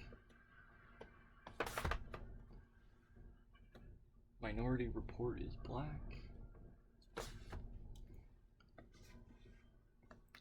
Blade Runner is orangish yellow. So we'll put it in between red and yellow. Children of Men is like a whitish gray. So we'll go that into silver of Star Wars. Dread is kind of like a white, pale white, pale blue. So we'll go that into gray.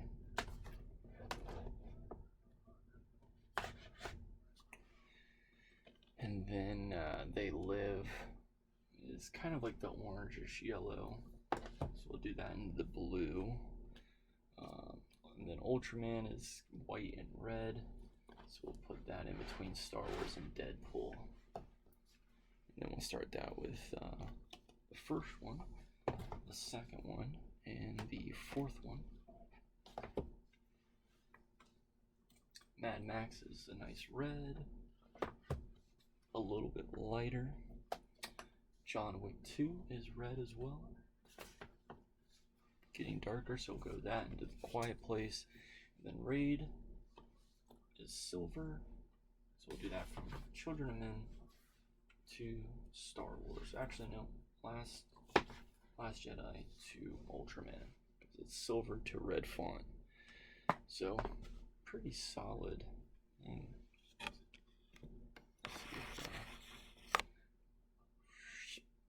Actually, kind of like Joker being the last, because it ends with white.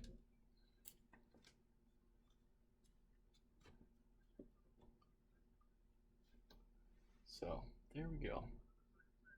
And let's see if I can level that out a little bit better.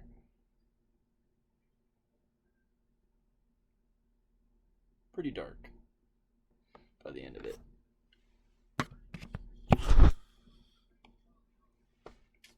So yeah, this is the stack of movies without a home. Yikes.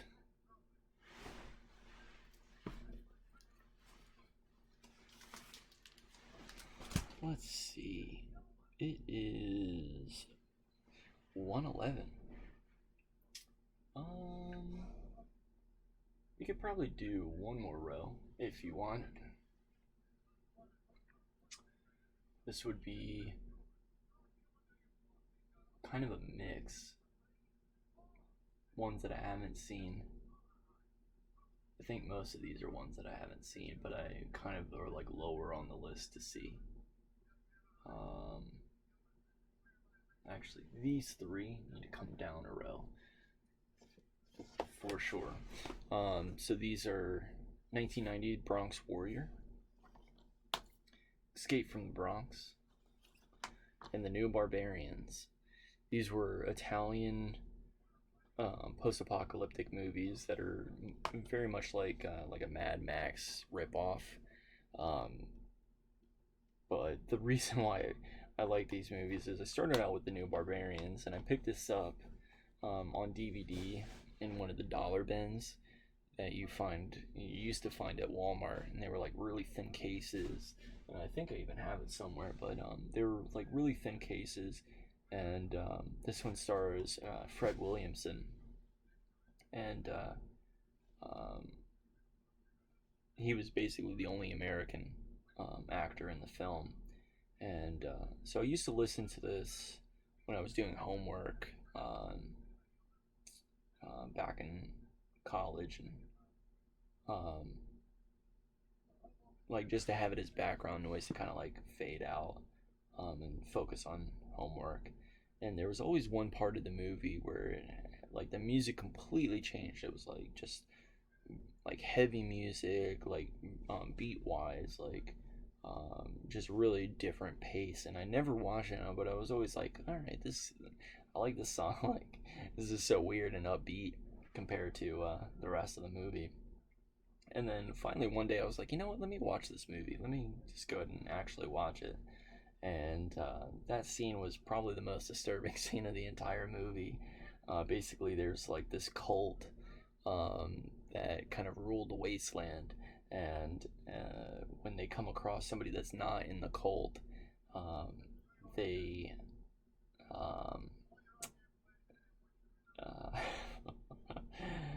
they defile them in a way, I guess is the nicest way to put it. But only men is who they will. They just kill the women, and then they like defile the men.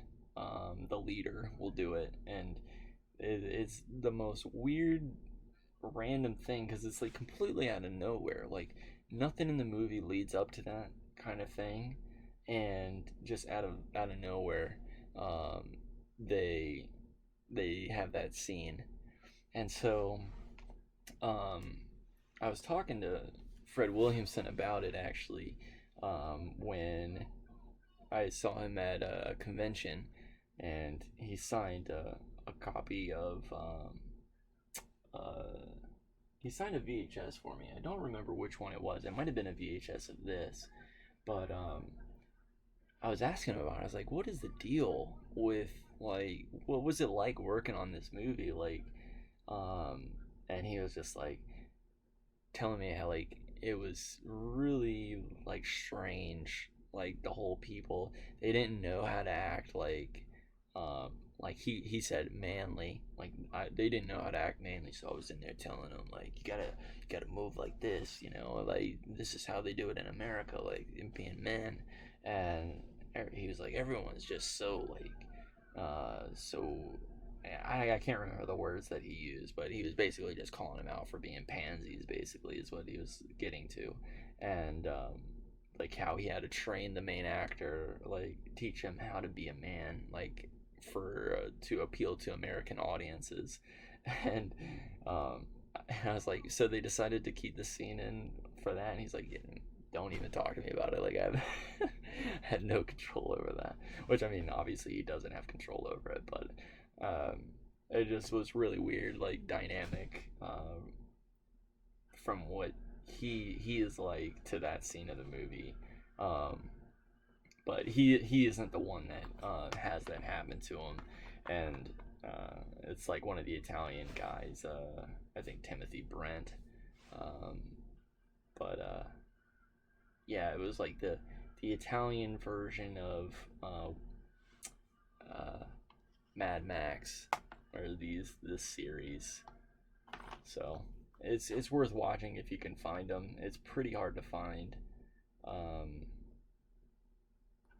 And they this company, Blue Underground, released all three at the same time, and probably the most known is Bronx Warriors, 1990 Bronx Warriors. But yeah, it stars that one stars Vic Morrow and Christopher Connolly, Fred Williamson, and Mark Gregory. But yeah, that's a crazy, crazy series. It was funny getting to talk to Fred Williamson about it, seeing what his thoughts are on making it. But he's such a shit talker too, like about people. Fred Williamson, which is funny. Like, we were asking him like, how much does it cost to get you for like a day to have a role for a day in a movie, and he's like, you don't want to talk to me, you want to talk to Ernie Hudson. I'm too expensive. And I was like, yeah, Ernie Hudson? You mean like the Ghostbuster Ernie Hudson? You think that he's less expensive than you are? And which is funny, like it just blows my mind. I mean, Ernie Hudson's been in so many good things, and Fred Williamson, I mean, he was in the NFL and a few good movies like here and there, but arguably good stuff. But he was willing to throw Ernie Hudson under the bus to work on like some independent films and not take it himself. It was good times. I have a picture with him and Ron. He was across the booth from us when we were at the convention. Let me see if I can find it real quick.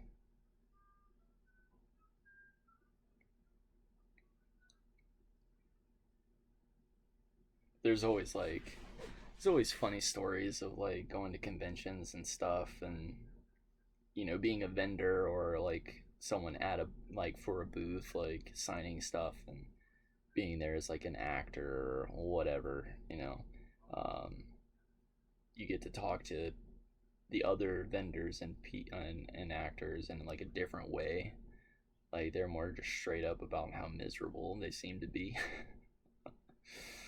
which is funny. Like it's like people are coming here to pay you money just for you to sign a picture and say a few words with them, and they just seem so miserable. Like they just do not care to be there, but they're doing it to make their money.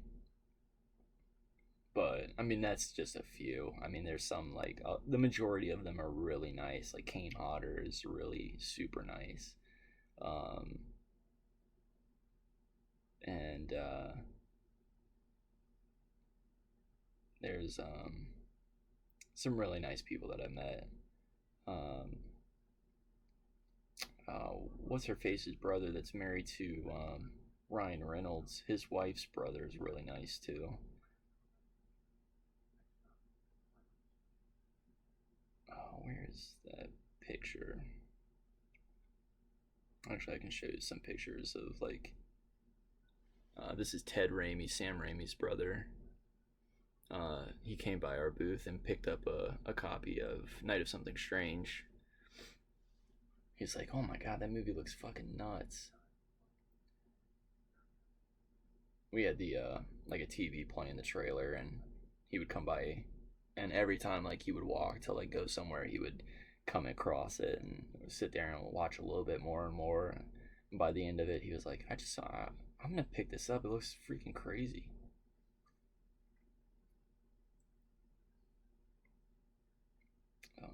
Let's see.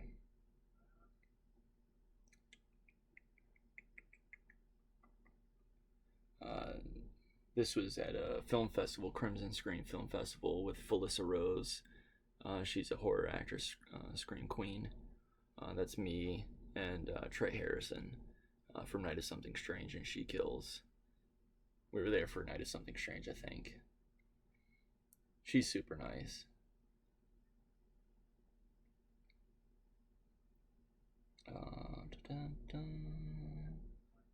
Trying to see if there's any other like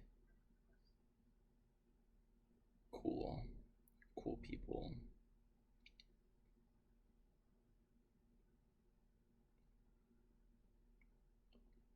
I have some pictures of like my VHS collection that I have in storage, like Johnny Mnemonic, which this one's cool because you can see like the orange VHS tape through his mind, kind of like you know, like it's his memory input hard drive. The original Mad Max key art VHS tape. This one's pretty cool.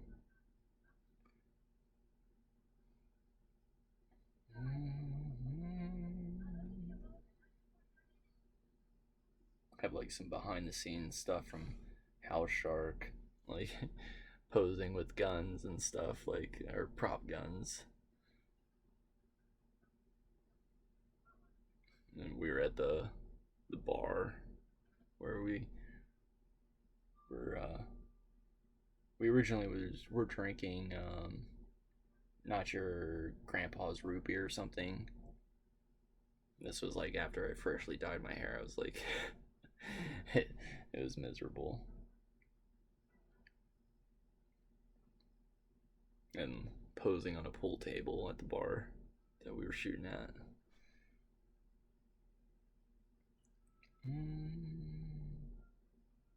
This is some behind the scene of Assassinat.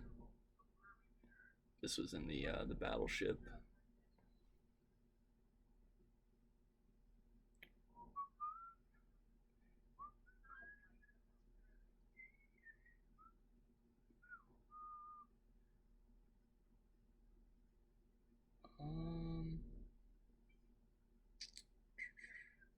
This was for a commercial that I did for a bank. They're like, "Yeah, we just need you to ride on a bike and do like a hard break if you can and stop at the camera." It's like, all right.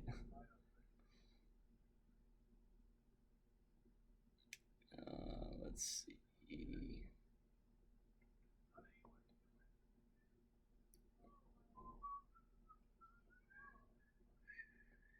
I can't find that picture with Fred Williamson. That's a shame.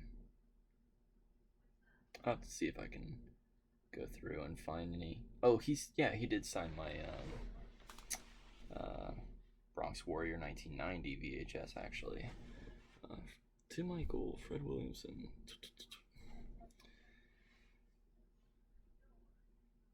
But yeah, I have no idea where that picture is. I also have a picture of like Kane Hodder choking me out, which he does like a lot of times at conventions. Like that's his pose. He'll just grab you by the neck and choke you.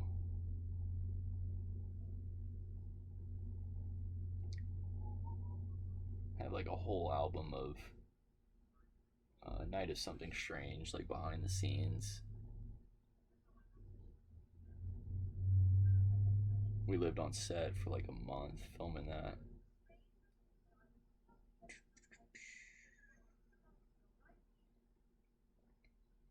A lot of this stuff is like on Instagram too.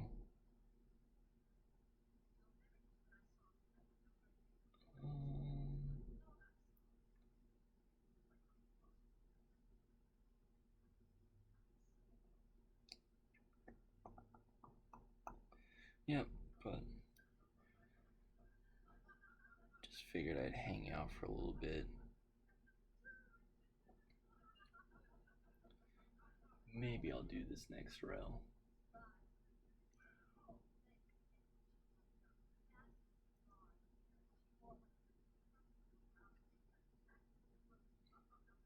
Oh, this was a picture of like a bunch of zombie extras from Empire State of the Dead acting like they're attacking.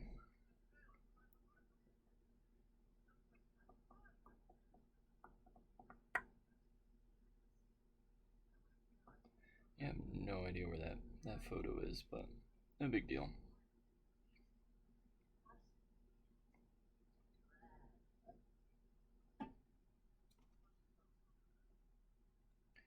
Anyway,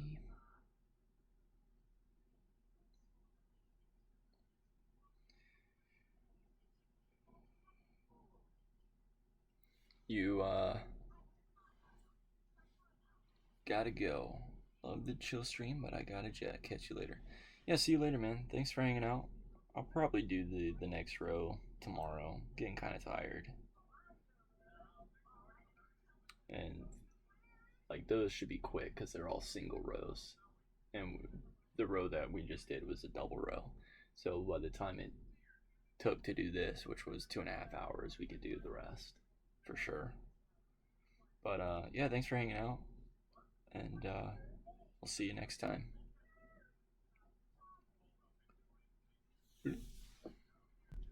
Hydrate.